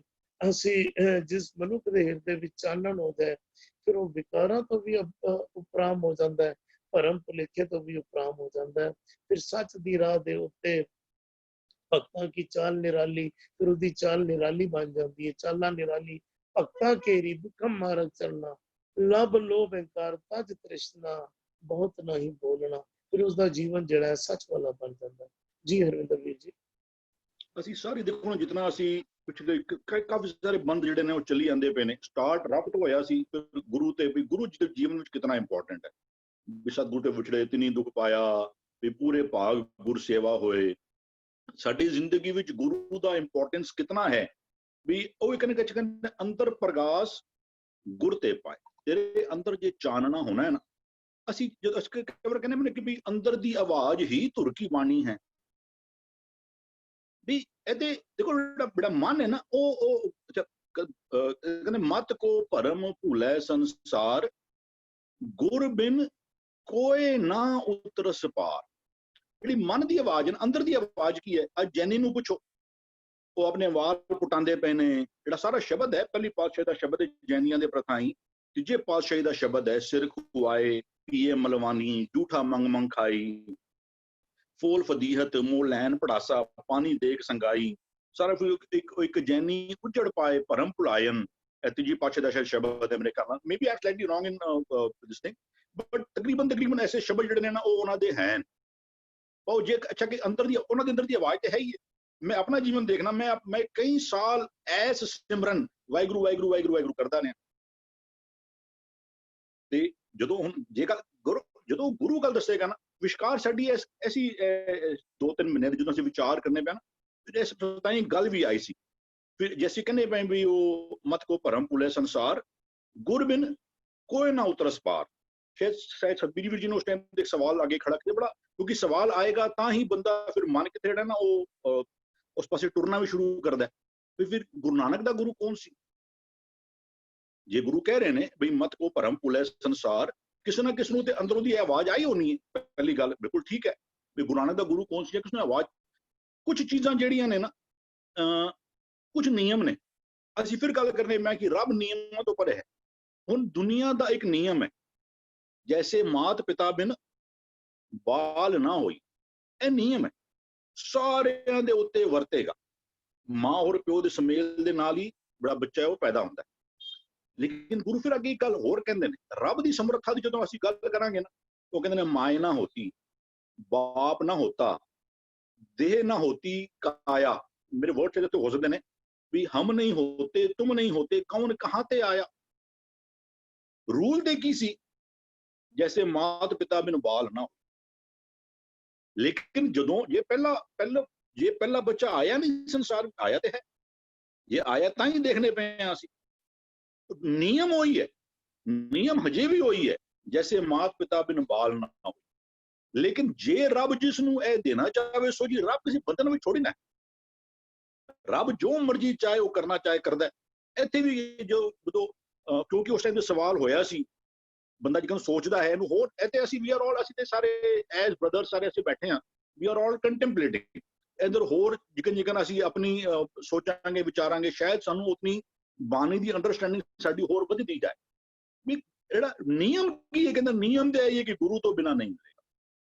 ਗੁਰੂ ਜਿਹੜਾ ਹੈ ਉਹ ਬਾਣੀ ਹੈ, ਬਾਣੀ ਤੇਰੇ ਮਨ ਨੂੰ ਸਮਝ ਆਏਗੀ ਤਾਂ ਹੀ ਤੇਰੇ ਮਨ ਵਿੱਚ, ਕਹਿੰਦਾ ਗੁਰ ਬਿਨ ਕਿਨ ਸਮਝਾਈਏ ਮਨ ਰਾਜਾ ਸੁਲਤਾਨ। ਗੁਰੂ ਤੋਂ ਬਿਨਾਂ, ਹਾਂ ਜਦੋਂ ਅਸੀਂ ਕਹਿੰਦੇ ਪਏ ਕਿ ਜਿਹੜੇ ਬੰਦੇ ਨੇ, ਅਸੀਂ ਜਿਨ੍ਹਾਂ ਨੂੰ ਆਮ ਤੌਰ ਤੇ ਦੁਨੀਆ ਜਿਹਨਾਂ ਨੂੰ ਪੈਗੰਬਰ ਕਹਿੰਦੀ ਪਈ ਹੈ, ਜੋ ਰੱਬੀ ਪਿਆਮ ਲੈ ਕੇ ਆਏ ਨੇ ਜਾਂ ਜਿਨ੍ਹਾਂ ਨੂੰ ਰੱਬੀ ਪਿਆਮ ਡਾਇਰੈਕਟਲੀ ਮਿਲਿਆ ਹੋਇਆ, ਤੇ ਅਸੀਂ ਤੇ ਦੇਖਣੇ ਪੈਣਾ ਵੀ ਜੇ ਅਸੀਂ ਕਹਿੰਦੇ ਵੀ ਨਿਯਮ ਤੇ ਇਹ ਹੈ ਕਿ ਜੈਸੇ ਮਾਤ ਪਿਤਾ ਬਿਨ ਬਾਲ ਨਾ ਹੋਏ। ਲੇਕਿਨ ਅਸੀਂ ਦੇਖਣੇ ਪਿਆ ਮਾਏ ਨਾ ਹੋਤੀ, ਬਾਪ ਨਾ ਹੋਤੀ, ਕਰਮ ਨਾ ਹੋਤੀ ਕਾਇਆ, ਹਮ ਨਹੀਂ ਹੋਤੇ ਤੁਮ ਨਹੀਂ ਹੋਤੇ, ਕਮਨ ਕਹਾਂ ਤੇ ਆਇਆ। ਆਇਆ ਤੇ ਹੈ, ਸ੍ਰਿਸ਼ਟੀ ਪਹਿਲਾਂ ਤੇ ਪੈਦਾ ਹੋਈ ਹੈ। ਰੱਬ ਚਾਹੇ, ਰੱਬ ਕਿਸੇ ਨੂੰ ਇਹ ਸੋਝੀ ਬਖਸ਼ਣਾ ਚਾਹੇ, ਨਿਯਮ ਲੇਕਿਨ ਉਹਦਾ ਕੀ ਹੈ ਵੀ ਗੁਰਬਿਨ ਮਤ ਕੋ ਭਰਮ ਭੁਲੇ ਸੰਸਾਰ, ਗੁਰੂ ਨੂੰ ਜੁੜ, ਮਨ ਦੀ ਮੱਤ ਹੈ ਨਾ, ਗੁਰੂ ਕਹਿੰਦਾ ਮਨ ਕੀ ਮੱਤ ਤਿਆਗੋ ਹਰ ਜਨ। ਤੇਰੇ ਅੰਦਰ ਦੀ ਜੋ ਆਵਾਜ਼ ਆਂਦੀ ਪਈ ਹੈ ਨਾ, ਅੱਛੀਆਂ ਕਿਰਿਆਵਾਂ, ਕਈ ਕਿਸੇ ਬੰਦੇ ਨੂੰ ਚੰਗਾ ਲੱਗਦਾ, ਉਹਦਾ ਮਨ ਉਹਨੂੰ ਕਹਿੰਦਾ ਨੰਗੇ ਪੈਰੀ ਗੁਰਦੁਆਰੇ ਦਾ, ਉਹ ਹੀ ਐਂਡਰਿੰਗ ਬੋਲ ਤੋਂ ਉਹ ਕਹਿੰਦਾ ਮਨ ਕਾਮਨਾ ਤੀਰਥ ਜਾਏ ਬਸਿਓ, ਸਿਰ ਕਰਵਤ ਧਰਾਏ। ਹੁਣ ਦੇਖੋ ਇਹ ਕਿਤਨੀ ਸਟਰੋਂਗ ਬੰਦਾ ਕਹੇ ਕਿ ਉਹਦੀ ਘਾਲਨਾ ਤੇ ਦੇਖੋ, ਉਹਦੀ ਘਾਲਨਾ ਦੇ ਉੱਤੇ ਕੋਈ ਸ਼ੰਕਾ ਨਹੀਂ ਕੀਤੀ ਜਾ ਸਕਦੀ। ਉਹ ਤੇ ਬਹੁਤ, ਉਹ ਜਿਹੜਾ ਬੰਦਾ ਆਪਣੇ ਆਪ ਨੂੰ ਕਰਵਤ ਨਾਲ ਚਰਵਾਉਣ ਨੂੰ ਤਿਆਰ ਹੈ, ਉਹਦੀ ਘਾਲਨਾ ਦੇ ਉੱਤੇ ਪ੍ਰਸ਼ਨ ਚਿੰਨ੍ਹ ਨਹੀਂ ਉਠਾਇਆ ਜਾ। ਗੱਲ ਇਹ ਵੇ ਕਿ ਉਹਨੇ ਗੁਰੂ ਕੋਲੋਂ ਮਤ ਨਹੀਂ ਦਿੱਤੀ, ਉਹਦੇ ਅੰਦਰ ਦੀ ਆਵਾਜ਼ ਨੇ ਉਹਨੂੰ ਕਿਹਾ, ਉਹ ਅੰਦਰ ਦੀ ਆਵਾਜ਼ ਗਾਈਡਡ ਨਹੀਂ ਹੈ। ਉਹ ਜਬ ਲਗ ਹੁਕਮ ਨਾ ਬੂਝਤਾ ਤਬ ਹੀ ਲੋ ਦੁਖੀਆ। ਤੇ ਗੱਲ ਉਹਨੇ ਉਹ ਜਿਹੜਾ ਪਗੋ ਪਿਤਾਨਾ ਹੈ, ਸਾਰੀਆਂ ਘਾਲਨਾਵਾਂ ਨੇ, ਅੰਨ ਨਾ ਖਾਦੇ ਹੀ ਦੁੱਖ ਦੇਤਾ, ਵੀ ਇਹ ਸਾਰੀਆਂ ਘਾਲਨਾਵਾਂ ਨੇ ਇੱਕ ਕਿਸਮ ਦੀਆਂ, ਆਪਣੇ ਸਰੀਰ ਨੂੰ ਕਸ਼ਟ ਦੇਣਾ। ਲੇਕਿਨ ਜਦ ਤੱਕ ਗੁਰੂ ਇਹ ਗਿਆਨ ਨਹੀਂ, ਕਹਿੰਦੇ ਅੰਦਰ ਦਾ ਚਾਨਣਾ, ਸਾਰੀ ਗੱਲ ਚੱਲੀ ਜਾਂਦੀ ਕਿ ਗੁਰੂ ਸਾਡੇ ਜੀਵਨ ਵਿੱਚ ਇੰਪੋਰਟੈਂਟ ਕਿਤਨਾ ਹੈ। ਗੁਰੂ ਨਾ ਮਿਲਿਆ ਤੂੰ ਮਿਹਨਤ ਮਸ਼ੱਕਤ ਦੇ ਬਹੁਤ ਕਰੇਗਾ। ਅਸੀਂ ਆਮ ਤੌਰ ਤੇ ਦੁਨੀਆ ਵਿੱਚ ਦੇਖਾਂਗੇ ਨਾ, ਜਿਹੜੇ ਜਿਨ੍ਹਾਂ ਨੂੰ ਦੁਨਿਆਵੀ ਤੌਰ ਤੇ ਗੁਰੂ ਦੇ ਗੁਰੂ ਹੈ, ਟੀਚਰ ਹੈ ਕਹਿ ਲਓ, ਅੰਧੇ ਗੁਰੂ ਵੀ ਹੁੰਦੇ ਨੇ, ਵੀ ਉਹ ਕੱਚੇ ਗੁਰੂ ਵੀ ਹੁੰਦੇ ਨੇ, ਅੰਧੇ ਗੁਰੂ ਵੀ ਹੁੰਦੇ ਨੇ। ਤੇ ਜਦੋਂ ਦੁਨਿਆਵੀ ਤੌਰ ਤੇ ਟੀਚਰਾਂ ਦੀ ਗੱਲ ਕਰਾਂਗੇ, ਜਿਨ੍ਹਾਂ ਨੂੰ ਦੁਨਿਆਵੀ ਤੌਰ ਤੇ ਟੀਚਰ ਮਿਲੇ ਆ ਨਾ, ਉਹ ਅੱਜ ਸ਼ਾਇਦ ਏਸੀ ਆਫਿਸ ਵਿੱਚ ਬੈਠ ਕੇ ਤਾਂ ਅੱਛੀ ਤਰ੍ਹਾਂ ਕਾਰੋਬਾਰ ਕਰਦੇ ਪਏ ਨੇ, ਜੌਬਸ ਕਰਦੇ ਪਏ ਨੇ। ਜਿਨ੍ਹਾਂ ਨੂੰ ਨਹੀਂ ਮਿਲਿਆ ਉਹ ਵਿਚਾਰੇ ਉਹ ਸੜਕਾਂ ਕੁੱਟਦੇ ਪਏ ਨੇ, ਬੜੀ ਬੜੀ ਘਾਲਨਾ ਬਹੁਤ ਕਰਦੇ ਪਏ ਨੇ, ਲੇਕਿਨ ਪ੍ਰਵਾਨ ਜੀਵਨ ਨਹੀਂ ਉਹਨਾਂ ਦਾ। ਇੱਥੇ ਗੁਰੂ ਕਹਿੰਦਾ ਵੀ ਤੇਰੇ ਅੰਦਰ ਦਾ ਚਾਨਣਾ, ਤੈਨੂੰ ਅੰਦਰ ਦਾ ਜੋ ਗਿਆਨ ਮਿਲਣਾ ਨਾ ਉਹ ਕਿੱਥੋਂ ਮਿਲੇ? ਕਹਿੰਦਾ ਅੰਦਰ ਪ੍ਰਗਾਸ ਗੁਰੂ ਤੇ ਪਾਏ, ਕੇਵਲ ਤੇ ਕੇਵਲ ਬਾਣੀ ਤੋਂ ਹੀ ਤੈਨੂੰ ਸਹੀ ਜੀਵਨ ਜਾਚ ਦੀ ਸੋਚੀ। ਤੇਰੇ ਮਨ ਤੋਂ ਅੰਦਰ ਤੋਂ ਆਉਣ ਵਾਲਾ ਫੁਰਨਾ ਹੈ ਨਾ, ਅੰਦਰ ਦੀ ਆਵਾਜ਼ ਜਿਹੜੀ ਹੈ ਨਾ, ਉਹ ਤੇ ਤੈਨੂੰ ਸ਼ਾਇਦ ਗਲਤ ਲੈ ਕੇ ਜਾ ਸਕਦੀ। ਤਾਂ ਹੀ ਜੀਵਨ ਵਿੱਚ ਹਰ ਪਲ ਦੇ ਉੱਤੇ ਗੁਰੂ ਗੁਰੂ ਗੁਰ ਕਰ ਮਨ ਮੋਰ, ਗੁਰੂ ਬਿਨਾ ਮੈਂ ਨਾ ਹੀ ਹੋ। ਗੁਰੂ ਨੇ ਉਹਨੇ ਗੁਰੂ ਦੀ ਅਗਵਾਈ ਹਰ ਕਰਮ ਕਰ, ਕਿਉਂਕਿ ਅਸੀਂ ਕੁਝ ਕਰਮ ਦੇਖਣੇ ਪਏ ਸ਼ਾਇਦ 50 ਸਾਲਾਂ ਤੋਂ ਹੁੰਦੇ ਪਏ ਨੇ, 100 ਸਾਲਾਂ ਤੋਂ ਹੁੰਦੇ ਪਏ ਨੇ। ਬੰਦੇ ਆਂਦੇ ਨੇ ਉਹ ਨਿਸ਼ਾਨ ਸਾਹਿਬ ਦੀ ਪਰਿਕਰਮਾ ਕੀਤੀ, ਇੱਥੇ ਮੱਥਾ ਟੇਕਿਆ, ਉੱਥੇ ਮੱਥਾ ਟੇਕਿਆ, ਹੁਣ ਹੋ ਤੇ 50 ਸਾਲ ਤੋਂ ਰਹੀ, ਤੇ ਉਹ ਉਹਨਾਂ ਦੇ ਵੱਲੋਂ ਤੇ ਉਹ ਕਰੀ ਜਾਂਦੇ ਪਏ ਨੇ, ਲੇਕਿਨ ਉਹ ਕਹਿੰਦੇ ਉਹਨਾਂ ਦੇ ਅੰਦਰ ਤੇ ਸ਼ਾਇਦ ਆਵਾਜ਼ ਆ ਹੀ ਰਹੀ ਹੈ, ਤਾਂ ਹੀ ਕਰਦੇ ਪਏ ਨੇ। ਉਹ ਜੇ ਸਾਡੇ ਨਾਲੋਂ ਜ਼ਿਆਦਾ ਮਿਹਨਤ ਵੀ ਕਰਦੇ ਪਏ ਨੇ, ਕੁਛ ਨਾ ਕੁਝ ਸੋਚ ਹੋਣੀ ਨਾ ਪਿੱਛੇ, ਕਾਲਨਾ ਕਾਲਦੇ ਪਏ ਨੇ, ਮਨ ਕਾਮਨਾ ਤੀਰਥ ਜਾਏ ਬਸਿਓ। ਉਹ ਜਿਹੜਾ ਸ਼ਬਦ ਆਂਦਾ ਵੀ 5 ਜਨਾਂ ਸੋ ਸੰਗ ਨਾ ਛੁੱਟਿਓ, ਉਦੋਂ ਵੀ ਸਾਰਾ ਇਹ ਕਿ ਕਾਲਨਾ ਤੇ ਬਹੁਤ ਕਾਲੀ ਜਾਂਦੀ ਪਈ ਹੈ। ਕਹਿੰਦਾ ਕਿ ਅੰਦਰ ਚਾਨਣਾ ਕੀ ਹੋਇਆ? ਕਹਿੰਦਾ ਅੰਦਰ ਪ੍ਰਗਾਸ ਗੁਰੂ ਤੇ ਪਾਏ, ਨਾਮ ਪਦਾਰਥ ਮਨ ਵਸਾਏ। ਗੁਰੂ ਕੀ ਕਰਦਾ ਹੈ? ਕਹਿੰਦਾ ਇਹ ਸੇਵਾ ਚਾਕਰੀ ਨਾਮ ਵਸੇ ਮਨ। ਸਤਿਗੁਰੂ ਕੀ ਸੇਵਾ ਗਾਖੜੀ ਸਿਰ ਦੀਜੈ। ਸਿਰ ਦੀਜੈ ਦਾ ਮਤਲਬ ਕੀ ਹੈ? ਆਪਣੀ ਮਨ ਕੀ ਮਤ ਤਿਆਗੋ ਹਰ ਜਨ। ਤੇਰੇ ਅੰਦਰੋਂ ਭਾਵੇਂ ਕੋਈ ਆਵਾਜ਼ ਉੱਠਦੀ ਰਹੇਗੀ ਨਾ, ਉਹਨੂੰ ਫੋਲੋ ਨਾ ਕਰੀ। ਦੇਖ ਗੁਰੂ ਉਹਦੀ ਪ੍ਰੋੜਤਾ ਕਰਦਾ, ਜੇ ਕਰਦਾ ਤੇ ਫਿਰ ਉਹ ਫਟਾਫਟ ਕਰ, ਉਹ ਫਟਾਫਟ ਉਹ ਕੰਮ ਕਰਨਾ ਸ਼ੁਰੂ ਕਰ ਦੇ। ਜੇ ਗੁਰੂ ਉਹਦੀ ਪ੍ਰੋੜਤਾ ਨਹੀਂ ਕਰਦਾ, ਅੰਦਰ ਦੀ ਆਵਾਜ਼ ਉਹਦੇ ਭਰੋਸਾ ਨਾ ਕਰੀ, ਗੁਰੂ ਦੀ ਕਸਵੱਟੀ ਲਗਾ ਕੇ ਦੇਖੀ। ਕਹਿੰਦਾ ਵੀ ਨਾਮ ਪਦਾਰਥ ਨਾਮ, ਅਸੀਂ ਕਹਿੰਦੇ ਇੱਕੋ ਨਾਮ ਹੁਕਮ ਹੈ, ਔਰ ਜਬ ਲਗ ਹੁਕਮ ਨਾ ਬੂਝਤਾ ਤਬ ਹੀ ਲੋ ਦੁਖੀਆ। ਮੰਨੇ ਨਾਉ ਸੋਈ ਜਿਣ ਜਾਏ, ਅਵਰੀ ਕਰਮ ਨਾ ਲੇਖੇ ਲਾਏ। ਤੂੰ ਬੜਾ ਕੁਝ ਕਰੀ ਜਾਂਦਾ ਪਿਆ, ਇਹ ਵੀ ਕਰਨਾ ਪਿਆ, ਉਹ ਵੀ ਕਰਨਾ ਪਿਆ। ਗੁਰੂ ਕਹਿੰਦਾ ਕਿ ਕੇਵਲ ਨਾਮ ਜਿਹੜਾ ਹੈ ਨਾ, ਮੰਨੇ ਨਾਉ, ਹੁਕਮ ਮੰਨੇਗਾ ਬਾਬਾ ਮੂਰਖ ਹਾਂ, ਨਾਵੇਂ ਬਲ ਜਾਉ। ਮੈਂ ਆਪਣੇ ਅੰਦਰ ਦੀ ਆਵਾਜ਼ ਬਾਬਾ ਕਹਿੰਦਾ ਮੈਂ ਮੂਰਖ ਹਾਂ, ਬਾਬਾ ਮੂਰਖ ਹਾਂ, ਨਾਵੇਂ ਬਲ ਜਾਉ। ਮੈਂ ਆਪਣੇ ਮਨ ਦੀ ਅਗਵਾਈ ਵਿੱਚ ਨਹੀਂ ਚੱਲਦਾ, ਮੈਂ ਤੇ ਆਪ ਮੂਰਖ ਹਾਂ, ਮੈਂ ਤੇ ਤੇਰੇ ਹੁਕਮਾਂ ਤੋਂ ਕੁਰਬਾਨ ਹਾਂ। ਅੱਗੇ ਹੋਰ ਪੰਕਤੀ ਉਸੇ ਸ਼ਬਦ ਅੰਦਰ ਆਉਂਦਾ, ਕਹਿੰਦਾ ਮੂਰਖਾਂ ਸਿਰ ਮੂਰਖ ਹੈ, ਜੇ ਮੰਨੇ ਨਾ ਹੀ ਨਾਉ। ਮੂਰਖਾਂ ਵਿੱਚੋਂ ਵੱਡਾ ਮੂਰਖ ਹੈ ਜੋ ਇਹ ਨਾਮ ਨੂੰ ਨਹੀਂ ਮੰਨਦਾ। ਨਾਮ ਸਾਰਾ ਦੇਖੋ, ਨਾਮ ਗੁਰੂ ਕਹਿ ਰਿਹਾ ਸਾਰੇ ਨਾਮ ਨੇ ਪਰਤਰਿਆ ਰੂਪ ਨਾ ਪੇਖੇ ਨੇ, ਇਹ ਵੀ ਨਾਮ ਫਰੀਦਾ ਬੁਰੇ ਦਾ ਭਲਾ ਕਰ, ਵੀ ਸਾਰੇ ਇਹਨਾਂ ਨੇ ਜ਼ਿੰਦਗੀ ਅੰਦਰ ਜੈ ਪ੍ਰਸਾਦ ਲੈ ਕੇ ਆ ਜਾ, ਇਹ ਸਾਰੇ ਨਾਮ ਹੀ ਨੇ। ਇਹ ਨਾਮ ਕਿੱਥੋਂ ਮਿਲਦਾ ਪਿਆ? ਕਹਿੰਦੇ ਅੰਤਰ ਪ੍ਰਗਾਸ, ਤੇਰੇ ਅੰਦਰ ਚਾਨਣਾ, ਨਾਮ ਦਾ ਨਾਮ ਰੂਪੀ ਰਤਨ ਤੇਰੇ ਘਟ ਵਿੱਚ ਪ੍ਰਗਾਸ ਕਦੋਂ ਹੋਏਗਾ? ਕਹਿੰਦੇ ਅੰਦਰ ਪ੍ਰਗਾਸ ਜੇ ਗੁਰੂ ਨਾਲ ਸਾਂਝ ਨਾ ਬਣੀ, ਕੇਵਲ ਗੁਰਦੁਆਰੇ ਗਿਆ ਨਹੀਂ, ਕੇਵਲ ਮੱਥਾ ਟੇਕਿਆ ਨਹੀਂ, ਕਹਿੰਦਾ ਸਤਿਗੁਰੂ ਨੂੰ ਸਭ ਕੋ ਦੇਖਦਾ, ਜੇਤਾ ਚਕਤ ਸੰਸਾਰ, ਡਿੱਠੇ ਮੁਕਤ ਨਾ ਹੋਵਈ ਜਿਚਰ, ਸ਼ਬਦ ਨਾ ਕਰੇ ਵਿਚਾਰ। ਇਹ ਸ਼ਬਦ ਦੀ ਵਿਚਾਰ ਦੇ ਰਾਹੀਂ ਤੇਰੇ ਕਹਿੰਦੇ ਨਾਮ ਪਦਾਰਥ ਮਨ ਵਸਾਏ, ਇਹ ਰੱਬੀ ਹੁਕਮਾਂ ਦੀ ਸੋਝੀ ਤੈਨੂੰ ਫਿਰ ਪੈ ਜਾਏ। ਇਹ ਕੰਮ ਕਰਾਂ। ਅਸੀਂ ਦੁਨੀਆਦਾਰੀ ਵਾਲੇ ਕਿਤਨੇ ਕੰਮ ਕਰੀ ਜਾਂਦੇ ਪਏ, ਕਿਤਨੇ ਕੰਮ ਕਰੀ ਜਾਂਦੇ ਪਏ, ਵੀ ਦੁਨੀ ਵਜਾਈ ਵਜਦੀ ਹੰਬੀ ਵਜਾ ਨਾਲ। ਕਹਿੰਦਾ ਸੋਈ ਜਿਉ ਨਾ ਵਜਦਾ, ਜਿਸ ਅੱਲਾ ਕਰਦਾ ਸਾਰ। ਦਰ ਦਰਵੇਸ਼ੀ ਗਾਖੜੀ ਚੱਲਣਾ ਦੁਨੀਆ ਪੱਥ। ਜਿਸ ਤਰ੍ਹਾਂ ਦੁਨੀਆ ਚਲਦੀ ਨਾ, ਦੁਨੀਆ ਵਿਆਹਾਂ ਤੇ ਲੱਖਾਂ ਰੁਪਇਆ ਖਰਚਾ ਕਰੀ ਜਾਂਦੀ ਪਈ, ਦੁਨੀਆ ਤੀਰਥਾਂ ਤੇ ਜਾਈ ਜਾਂਦੀ ਪਈ, ਦੁਨੀਆ ਕਰਮ ਕਾਂਡ ਕਰੀ ਜਾਂਦੀ ਪਈ ਹੈ। ਕਹਿੰਦਾ ਦਰ ਦਰਵੇਸ਼ੀ ਕਹਿੰਦਾ ਔਖੀ ਹੈ। ਕਹਿੰਦਾ ਸਤਿਗੁਰੂ ਕੀ ਸੇਵਾ ਗਾਖੜੀ ਹੈ, ਤੇ ਕਹਿੰਦਾ ਦਰ ਦਰਵੇਸ਼ੀ ਗਾਖੜੀ ਚੱਲਣਾ ਦੁਨੀਆ ਪੱਤ। ਕਹਿੰਦਾ ਬੰਨ ਉਠਾਈ ਪੋਟਲੀ, ਕਿੱਥੇ ਚੱਲਣਾ ਪੱਤ। ਮੈਂ ਉਹਨੇ ਪੋਟਲੀ ਤੋਂ ਪਰੇਸ਼ਾਨ ਵੀ ਬਹੁਤ ਹਾਂ। ਇਹ ਦੁਨੀਆਦਾਰੀ ਵਾਲੀ ਪੋਟਲੀ ਜਿਹੜੀ ਹੈ ਨਾ, ਮੈਂ ਵਿਆਹਾਂ ਦੇ ਖਰਚਿਆਂ ਤੋਂ ਪਰੇਸ਼ਾਨ ਬਹੁਤ ਹਾਂ, ਲੇਕਿਨ ਸੱਟ ਨਹੀਂ ਪਾ ਰਿਹਾ। ਕਿਉਂ? ਕਹਿੰਦਾ ਸੋਈ ਜਿਉ ਨਾ ਵਜਦਾ, ਜਿਸ ਅੱਲਾ ਕਰਦਾ ਸਾਥ। ਜਿਹਦੀ ਗੁਰੂ ਰੱਬ ਜਿਹਨੂੰ ਅੱਛੀ ਤਰ੍ਹਾਂ ਸਮਝਾ ਦੇਗਾ ਨਾ, ਕਹਿੰਦਾ ਨਾਮ ਪਦਾਰਥ, ਗੁਰੂ ਨਾਮ ਪਦਾਰਥ ਆਪਣੇ ਹੁਕਮਾਂ ਦੀ ਸੋਝੀ ਤੁਹਾਡੇ ਮਨ ਵਿੱਚ ਟਿਕਾ ਦਿੰਦਾ ਹੈ। ਗਿਆਨ ਰਤਨ ਸਦਾ ਘਟ ਚਾਨਣ। ਇਸ ਗਿਆਨ ਦਾ ਰਤਨ, ਨਾਮ ਰਤਨ, ਗਿਆਨ ਰਤਨ, ਇਹਦੇ ਨਾਲ ਤੁਹਾਡੇ ਕਲੈਰਿਟੀ ਆਫ ਥਾਟ। ਕਿਉਂਕਿ ਅਸੀਂ ਅਜੇ ਦੁਬਿਧਾ ਵਿੱਚ ਹਾਂ, ਉਹ ਅਸੀਂ ਅਜੇ ਦੁਚਿੱਤੀ ਵਿੱਚ ਹਾਂ, ਭਰਮ ਵਿੱਚ ਹਾਂ, ਇਹ ਵੀ ਕਰ ਲਈਏ, ਉਹ ਵੀ ਕਰ ਲਈਏ। ਗੁਰੂ ਕਹਿੰਦਾ ਬਿਨ ਸ਼ਬਦੇ ਅੰਤਰ ਆਨੇਰਾ ਨਾ ਵਸਤ ਲਹੈ।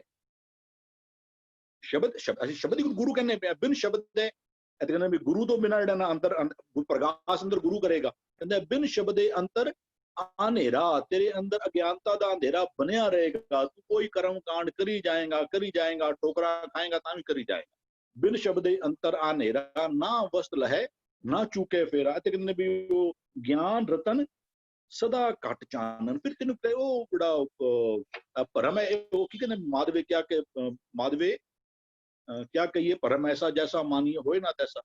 ਉਹ ਭਰਮ ਜਾਂਦਾ ਕਿਵੇਂ? ਕਹਿੰਦਾ ਦੇਖੋ ਭਾਈ ਗਿਆਨ ਕੀ ਆਈ, ਤੇ ਸ਼ਬਦ ਕਹਿ ਲੋ ਗਿਆਨ ਕਹਿ ਲੋ।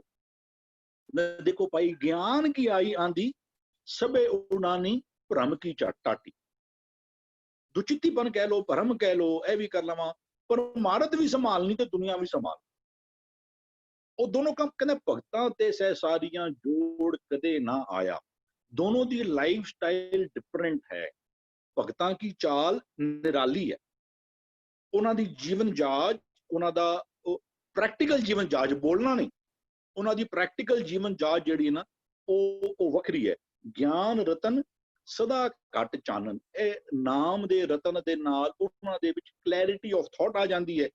ਅਗਿਆਨ ਅੰਧੇਰ ਗਵਾਇਨ ਦਾ, ਉਹ ਆਪਣੇ ਵਿੱਚੋਂ ਅਗਿਆਨਤਾ ਦਾ ਅੰਧੇਰਾ ਜਿਹੜਾ ਸੀ ਨਾ, ਜਿਹਦੇ ਕਾਰਨ ਜੀਵਨ ਅੰਧੇਰੇ ਵਿੱਚ ਬੰਦਾ ਠੇਡੇ ਖਾਂਦਾ, ਕੋਈ ਚੀਜ਼ ਸਪਸ਼ਟ ਆਂਦੀ ਨਜ਼ਰ ਨਹੀਂ ਆਂਦੀ। ਪਰ ਗੁਰੂ ਸਪਸ਼ਟ ਕਰਦਾ ਪਿਆ ਕਿ ਰੋਸ਼ਨੀ ਕਿਹੜੀ ਹੈ, ਇਹ ਬਾਹਰ ਵਾਲੀ ਰੋਸ਼ਨੀ ਨਹੀਂ ਹੈ। ਜਦੋਂ ਕਹਿੰਦੇ ਨੇ ਜੇ ਸੋ ਚੰਦਾ ਉਗਵੇ ਸੂਰਜ ਚੜੇ ਹਜ਼ਾਰ, ਇੱਥੇ ਚਾਨਣ ਹੁੰਦਿਆਂ ਬੰਦਾ ਇਮੈਜਿਨ ਕਰੇ ਬਾਹਰ ਦੀ ਲਾਈਟ ਤਾਂ ਇਤਨੀ ਹੈ। ਕਹਿੰਦਾ ਲੇਕਿਨ ਗੁਰ ਬਿਨ ਤੇਰੇ ਅੰਦਰ ਜਿਹੜਾ ਹੈ ਨਾ, ਅੰਦਰ ਦਾ ਹਨੇਰਾ ਕੇਵਲ ਤੇ ਕੇਵਲ ਗੁਰੂ ਸ਼ਬਦ ਦੇ ਰਾਹੀਂ ਹੀ ਜਾਏਗਾ। ਹਾਂਜੀ ਥੈਂਕ ਯੂ ਵੀਰ ਜੀ। ਬੜੀ ਖੂਬਸੂਰਤੀ ਨਾਲ ਆਪਨੇ ਇੱਕ ਇੱਕ ਪੰਕਤੀ ਨੂੰ, ਇੱਕ ਅੱਖਰ ਨੂੰ ਬੜੀ डिटेल दे के आप जी ने खोलना किया। हाँ, आप जी ने जिक्र किया वाहिगुरु वाहिगुरु जपन दा कि आप भी जपते रहे हो, ते आपने दोनों ही पक्ष तकिया। वाहिगुरु देखो, वाहिगुरु जपन वालियां दी चाहना माड़ी नहीं है, घालना भी घट नहीं है, पर आपने दोनों पक्ष तके हैं ते दोनों पक्षां दे विच डिफरेंशिएट करके आप जी वो गल कर रहे हो, ते वो मेरे ख्याल ज्यादा महत्ता रखती है जिसने दोनों पक्ष देखे और उस बाबत जिक्र कर रहे हो। ते गुरु साहब ज्ञान का जिक्र कर रहे हैं। असी दरअसल धर्म नू एक तरह तो व्यापार समझ लिए बना दिता है।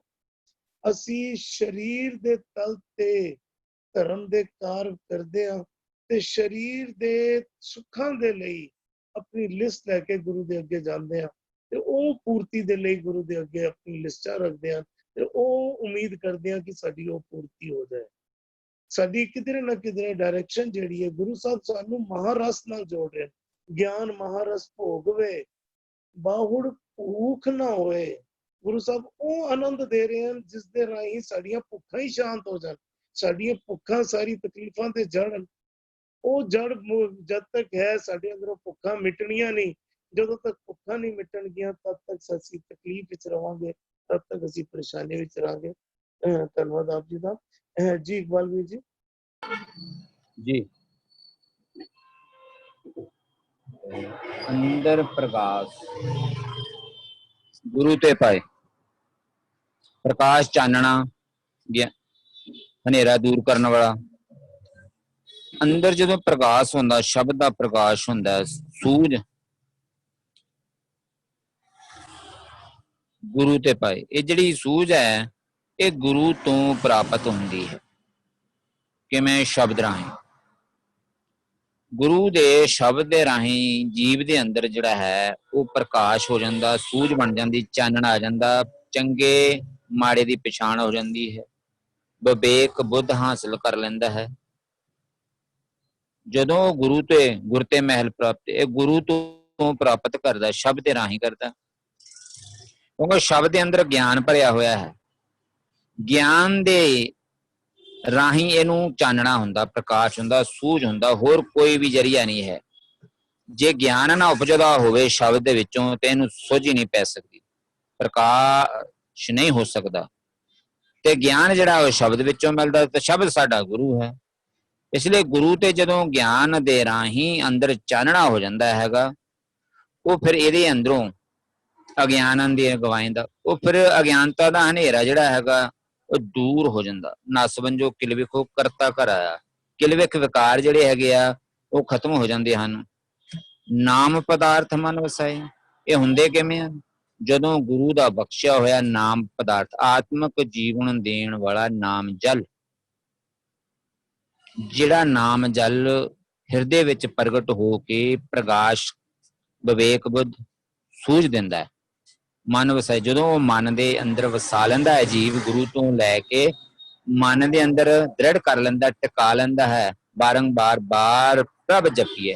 ਉਹ ਜਦੋਂ ਹਿਰਦੇ ਘਟ ਦੇ ਵਿੱਚ ਬਿਲਕੁਲ ਉਸ ਸ਼ਬਦ ਦੇ ਰਾਹੀਂ ਗਿਆਨ ਵਾਲਾ ਗਿਆਨਵਾਨ ਬਣ ਜਾਂਦਾ ਹੈ, ਭਾਵ ਕਿ ਮਨ ਵਿੱਚ ਵਸਾ ਲੈਂਦਾ ਹੈ, ਤੇ ਉਹਦੇ ਅੰਦਰ ਪ੍ਰਕਾਸ਼ ਹੋ ਜਾਂਦਾ। ਗਿਆਨ ਰਤਨ ਸਦਾ ਘਟ ਚਾਨਣ, ਜਿਹੜਾ ਗਿਆਨ ਹੈ ਰਤਨ ਗੁਣ, ਗਿਆਨ ਰੂਪੀ ਜਿਹੜੇ ਗੁਣ ਹਨ ਉਹਦਾ ਕੰਮ ਕੀ ਹੈ, ਕਰਮ ਕੀ ਹੈ? ਸਦਾ ਘਟ ਚਾਨਣ, ਉਹ ਸਦਾ ਹੀ ਪ੍ਰਕਾਸ਼ ਕਰਦੇ ਆ, ਚਾਨਣ ਕਰਦੇ ਆ, ਅਗਿਆਨ ਅੰਧੇਰ ਗਵਾਏਂਦਾ ਤੇ ਅਗਿਆਨਤਾ ਨੂੰ ਅੰਧੇਰੇ ਨੂੰ ਖਤਮ ਕਰਦੇ। ਇਹ ਗਿਆਨ ਰਤਨ ਜਿਹੜਾ ਗਿਆਨ ਦੀ ਕਿਰਿਆ ਹੈ, ਗਿਆਨ ਦਾ ਜਿਹੜਾ ਕਰਮ ਹੈ ਉਹ ਪ੍ਰਕਾਸ਼ ਕਰਨਾ ਹੀ। ਇਸ ਲਈ ਜਿਹੜਾ ਵੀ ਜੀਵ ਸ਼ਬਦ ਰਾਹੀਂ ਜੁੜਦਾ, ਗਿਆਨ ਰਤਨ ਗੁਣਾਂ ਦੀ ਗੁਥਲੀ ਆਪਣੇ ਅੰਦਰ ਪ੍ਰਗਟ ਕਰਕੇ ਅਗਿਆਨਤਾ ਦੇ ਹਨੇਰੇ ਨੂੰ ਖਤਮ ਕਰ ਲੈਂਦਾ। ਹਾਂਜੀ, ਥੈਂਕ ਯੂ ਵੀਰ ਜੀ। ਤੁਸੀਂ ਬੁੱਧ ਦੇ ਚਾਨਣ ਦਾ ਜ਼ਿਕਰ ਕੀਤਾ ਹੈ ਗਿਆਨ ਨੂੰ ਰਿਲੇਟ ਕਰਕੇ। ਹਰਵਿੰਦਰ ਵੀਰ ਜੀ ਨੇ ਵੀ ਕਲੈਰਿਟੀ ਆਫ ਥਾਟਸ ਬਿਲਕੁਲ ਖੂਬਸੂਰਤੀ ਨਾਲ, ਕਈ ਵਾਰੀ ਵਿਚਾਰਕ ਜੀ ਆਪ ਜੀ ਸਾਰੇ ਜਿਹੜੇ ਇੱਕ ਇੱਕ ਅੱਖਰ ਵਿੱਚ ਬੜਾ ਕੁਝ ਬੋਲ ਜਾਂਦੇ ਹਨ। ਗਿਆਨ ਨੂੰ ਕਲੈਰਿਟੀ ਆਫ ਥਾਟਸ, ਜਾਂ ਆਪ ਜੀ ਨੇ ਜ਼ਿਕਰ ਕੀਤਾ ਇਕਬਾਲ ਵੀਰ ਜੀ, ਬੁੱਧ ਦੇ ਪ੍ਰਕਾਸ਼ ਹੋ ਜਾਣਾ, ਬੁੱਧ ਹਾਸਲ ਹੋ ਜਾਣਾ, ਅਸਲ ਬੁੱਧ ਦੀ ਪ੍ਰਾਪਤੀ ਹੋ ਜਾਣਾ, ਉਹ ਆਪਣੇ ਆਪ ਵਿੱਚ ਪੂਰੀ ਗੱਲ ਬਿਆਨ ਕਰ ਜਾਂਦੀ ਹੈ। ਧੰਨਵਾਦ ਆਪ ਜੀ ਦਾ। ਜੀ ਭੂਆ ਜੀ। ਅੰਦਰ ਪ੍ਰਗਾਸ ਗੁਰੂ ਤੇ ਪਾਏ, ਨਾਮ ਪਦਾਰਥ ਮਨ ਵਸਾਏ। ਗੁਰੂ ਕਹਿੰਦੇ ਨੇ ਕਿ ਬਾਣੀ ਸਾਡਾ ਗੁਰੂ ਹੈ, ਗੁਰੂ ਹੀ ਨਾਮ ਹੈ, ਨਾਮ ਹੀ ਗਿਆਨ ਹੈ। ਹੁਣ ਇਹ ਗਿਆਨ ਜਿੱਥੇ ਤੇ ਕਹਿ ਗਏ, ਇਹ ਕੋਈ ਅੱਖਰੀ ਗਿਆਨ ਦੀ ਗੱਲ ਨਹੀਂ, ਇਹ ਤਤ ਗਿਆਨ ਦੀ ਗੱਲ ਹੋ ਰਹੀ ਹੈਗੀ। ਇਹ ਤਿੰਨੋਂ ਚੀਜ਼ਾਂ ਉਸ ਇੱਕ ਨੂੰ ਸੰਬੋਧਨ ਕੀਤਾ ਗਿਆ ਹੈਗਾ। ਜਦੋਂ ਮਨ ਉਸਦੇ ਗਿਆਨ, ਉਸ ਦੇ ਸਿੱਖਿਆ, ਉਸਦੇ ਗੁਣਾਂ ਨੂੰ ਜਦੋਂ ਪੂਰੀ ਤਰ੍ਹਾਂ ਮਨ ਵਿੱਚ ਧਾਰ ਲੈਂਦਾ ਹੈ, ਤੇ ਕਹਿੰਦੇ ਨੇ ਪ੍ਰਗਾਸ, the mind starts awakening, ਮਨ ਜਿਹੜਾ ਸੁੱਤਾ ਹੋਇਆ ਸੀ ਅੰਧੇਰੇ ਵਿੱਚ ਉਹ ਜਾਗਰਤ ਹੋ ਗਿਆ। ਔਰ ਜਦੋਂ ਉਹ ਜਾਗਰਤ ਹੋ ਗਿਆ ਤੇ ਕਹਿੰਦੇ ਨਾਮ ਪਦਾਰਥ ਮਨ ਵਸਾਏ, ਇਹਦਾ ਮਤਲਬ ਮਨ ਪੂਰੀ ਤਰ੍ਹਾਂ ਉਸਦੇ ਗੁਣਾਂ ਦੇ, ਉਸਦੀ ਸਿੱਖਿਆ ਦੇ ਵਿੱਚ ਭਿੱਜਿਆ ਹੋਇਆ ਹੈ, ਪੂਰੀ ਤਰ੍ਹਾਂ ਭਿੱਜ ਗਿਆ। ਇਸ ਕਰਕੇ ਮਨ ਜਾਗਰਤ ਹੋ ਗਿਆ, ਅਗਿਆਨਤਾ ਤੋਂ ਉੱਠ ਗਿਆ, ਅਵੇਕਨਿੰਗ ਹੋ ਗਈ। ਇਹੀ ਜੋ ਅੰਦਰ ਮਨ ਦੇ ਅੰਦਰ ਵਸਾਇਆ ਹੈ, ਇਸੀ ਨੂੰ ਉਹ ਕਹਿੰਦੇ ਨੇ ਰਤਨ ਹੈ। ਕੌਣ ਰਤਨ? ਇਹ ਗੁਰੂ ਦਾ ਗਿਆਨ, ਇਹ ਉਸਦੇ ਸਾਰੇ ਗੁਣ, ਜੋ ਵੀ ਸਿੱਖਿਆ, ਇਹੀ ਰਤਨ ਹੈ। ਔਰ ਇਹੀ ਜੋ ਹੈ ਇਹ ਚਾਨਣ ਪਾ ਰਿਹਾ ਹੈ, ਕਿਉਂਕਿ ਮਨ ਜਿਹੜਾ ਅੰਧੇਰੇ ਵਿੱਚ ਸੀ, ਜਦੋਂ ਇਸ ਦਾ ਵਾਸਾ ਹੋਇਆ ਉਸ ਇੱਕ ਦਾ, ਉਸਦੇ ਗਿਆਨ ਦਾ, ਨਾਮ ਦਾ, ਗੁਰੂ ਦਾ, ਸਿੱਖਿਆ ਦਾ, ਤੇ ਮਨ ਅਵੇਕਨਡ ਹੋ ਗਿਆ, ਮਨ ਜਾਗਰਤ ਹੋ ਗਿਆ, ਚਾਨਣ ਵਿੱਚ ਆ ਗਿਆ, ਉਸਨੂੰ ਸਾਰੇ ਭੁਲੇਖਿਆਂ ਵਿੱਚੋਂ ਨਿਕਲ ਆਇਆ। ਅਗਿਆਨ ਅੰਧੇਰ ਗਵਾਏਗਾ। ਸਾਰਾ ਅੰਧੇਰਾ ਜੋ ਅਗਿਆਨਤਾ ਸੀ, ਜਿਹਦੇ ਵਿੱਚ ਮਨ ਕਿਤਨੇ ਟਾਈਮ ਤੋਂ ਸੁੱਤਾ ਹੋਇਆ ਸੀ, ਜਾਗਰਤ ਹੋ ਗਿਆ, ਚਾਨਣ ਹੋ ਗਿਆ, ਇਨਟਿਊਨਡ ਹੋ ਗਿਆ, ਅੱਛੇ ਬੁਰੇ ਦਾ ਪਤਾ ਲੱਗ ਗਿਆ, ਪਰਮਾ ਵਿੱਚੋਂ ਨਿਕਲ ਆਇਆ। ਇਹੀ ਸਾਰੇ ਰਤਨ ਸਨ ਜੋ ਉਸਦੇ ਆਪਣੇ ਮਨ ਵਿੱਚ ਵਸਾ ਲਿੱਤਾ। ਹਾਂਜੀ, ਥੈਂਕ ਯੂ ਬੁਆ ਜੀ। ਮਨ ਜਾਗਰਿਤ ਹੋ ਗਿਆ। ਇਹ ਮਨ ਸੰਸਾਰ ਦੀ ਮੈਲ ਲੈ ਕੇ ਸੌਂਦਾ ਰਹਿੰਦਾ ਹੈ, ਤੇ ਮਨ ਜਾਗਰਿਤ ਹੋ ਗਿਆ। ਬਿਲਕੁਲ ਠੀਕ ਆਪ ਜੀ ਸਮਝਾਣਾ ਕਰ ਰਹੇ ਹੋ, ਬਹੁਤ ਖੂਬਸੂਰਤੀ ਦੇ ਨਾਲ। ਧੰਨਵਾਦ ਆਪ ਜੀ ਦਾ। ਅੱਜ 3 ਪਦਿਆਂ ਦਾ ਪਾਠ ਹੋਇਆ, ਆਓ ਰਲ ਮਿਲ ਕੇ ਪਾਠ ਕਰ ਲਈਏ, ਫਿਰ ਪਾਠ ਸੈਸ਼ਨ ਦੀ ਸਮਾਪਤੀ ਹੈ। ਪੂਰੇ ਭਾਗ ਗੁਰ ਸੇਵਾ ਹੋਈ, ਨਦਰ ਕਰੇ ਤਾਂ ਸੇਵੇ ਕੋਈ। ਜਮ ਕਾਲ ਤਿਸ ਨੇੜ ਨ ਆਵੇ, ਮਹਿਲ ਸੱਚੈ ਸੁਖ ਪਾਏਂਦਾ। ਤਿਨ ਸੁਖ ਪਾਇਆ ਜੋ ਤੁਧ ਪਾਏ, ਪੂਰੇ ਭਾਗ ਗੁਰ ਸੇਵਾ ਲਾਏ। ਤੇਰੇ ਹੱਥ ਹੈ ਸਭ ਵਡਿਆਈ, ਜਿਸ ਦੇਵੇ ਸੋ ਪਾਏਂਦਾ। ਅੰਦਰ ਪ੍ਰਗਾਸ ਗੁਰੂ ਤੇ ਪਾਏ, नाम पदारथ मन वसाए, ज्ञान रतन सदा घट चानण, अज्ञान अंधेर गवाएंदा। ज्ञान रतन सदा घट चानण, अज्ञान अंधेर गवाएंदा। होइयां बेअंत भुलां दी क्षमा। वाहिगुरू जी का खालसा, वाहिगुरू जी की फतेह। जी तजिंदर वीर जी।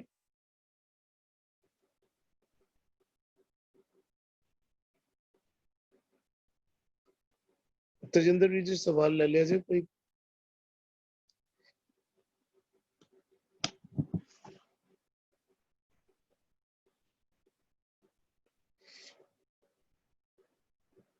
आज ਭੁਪਿੰਦਰ ਵੀਰ ਜੀ ज्वाइन नहीं कर पाए, शायद कोई ਕੰਮ ਪੈ ਗਿਆ ਉਹਨਾਂ ਨੂੰ। ਸੁਖਵਿੰਦਰ ਵੀਰ ਜੀ ਵੀ ਕਿਧਰੇ ਉਹਨਾਂ ਨੇ ਕੀਰਤਨ ਵਾਸਤੇ ਜਾਣਾ ਸੀ, ਉਹਨਾਂ ਦਾ ਮੈਸੇਜ ਆ ਗਿਆ ਸੀ। ਮਾਫੀ ਚਾਹੁੰਦੇ ਹਾਂ, ਕੱਲ ਜ਼ਰੂਰ ज्वाइन ਕਰ ਸਕਣਗੇ, ਪੂਰੀ ਉਮੀਦ ਕਰਦੇ ਹਾਂ। ਉਹਨਾਂ ਦੇ ਵਿਚਾਰਾਂ ਨੂੰ ਜ਼ਰੂਰ ਅੱਜ ਮਿਸ ਕੀਤਾ। ਕੱਲ ਕੋਸ਼ਿਸ਼ ਕਰਾਂਗੇ ਕਿ ਕੱਲ ਉਹ ਅੱਜ ਦੇ ਵੀ ਵਿਸ਼ੇ ਨੂੰ ਥੋੜਾ ਜਿਹਾ ਨਾਲ ਦੇ ਨਾਲ ਆਪਣੀ ਵੀ ਸਾਂਝ ਪਾ ਦੇਣ ਤੇ ਕੱਲ ਵਿਸ਼ੇ ਹੋਰ ਖੋਲ ਦੇਣ। ਭੂਆ ਜੀ ਤਜਿੰਦਰ ਨੇ ਆਪ ਜੀ ਦੇ ਕੋਲੋਂ ਕੋਈ ਸਵਾਲ ਪੁੱਛਣਾ ਹੈ। कल दे विषय बाबत कोई सवाल है तजिंदर जी को? मेरे ख्याल नाल तजिंदर दी ऑडियो नहीं ऑन हो पा रही।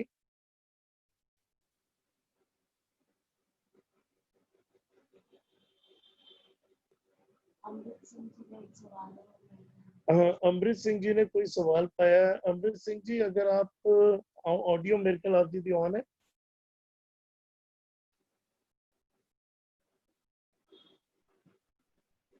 आप जी अगर सवाल पूछना चाहो तो पूछ सकते हो।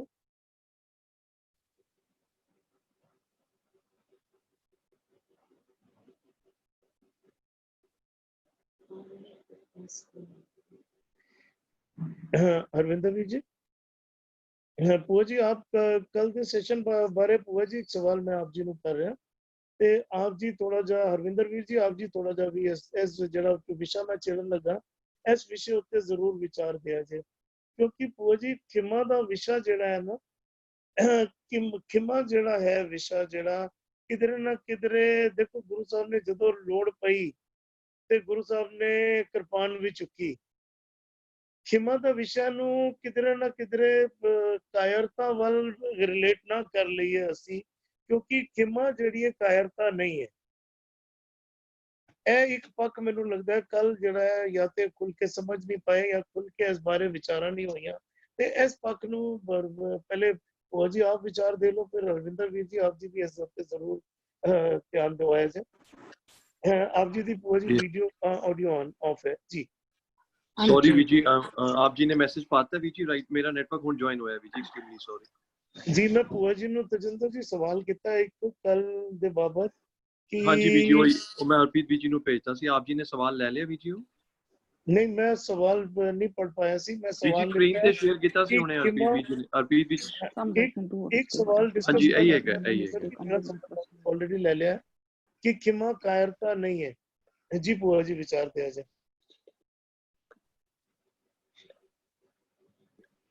हाँ जी देखो, किसी ਨੂੰ ਖਿਮਾ ਕਰ ਦੇਣਾ, ਸਭ ਤੋਂ ਪਹਿਲੇ ਤੇ ਸਾਨੂੰ ਖਿਮਾ ਮੰਗਣਾ ਪਏਗਾ। ਖਿਮਾ ਮੰਗਣਾ ਆਸਾਨ ਨਹੀਂ ਹੈ, ਖਿਮਾ ਮੰਗਣਾ ਆਸਾਨ ਨਹੀਂ ਹੈ। You need the strength, you need the strength to do it. ਹੁਣ ਇੱਥੇ ਇੱਕ ਕੁਐਸਚਨ ਆਇਆ ਹੈਗਾ ਵੀ ਕਿ ਬਈ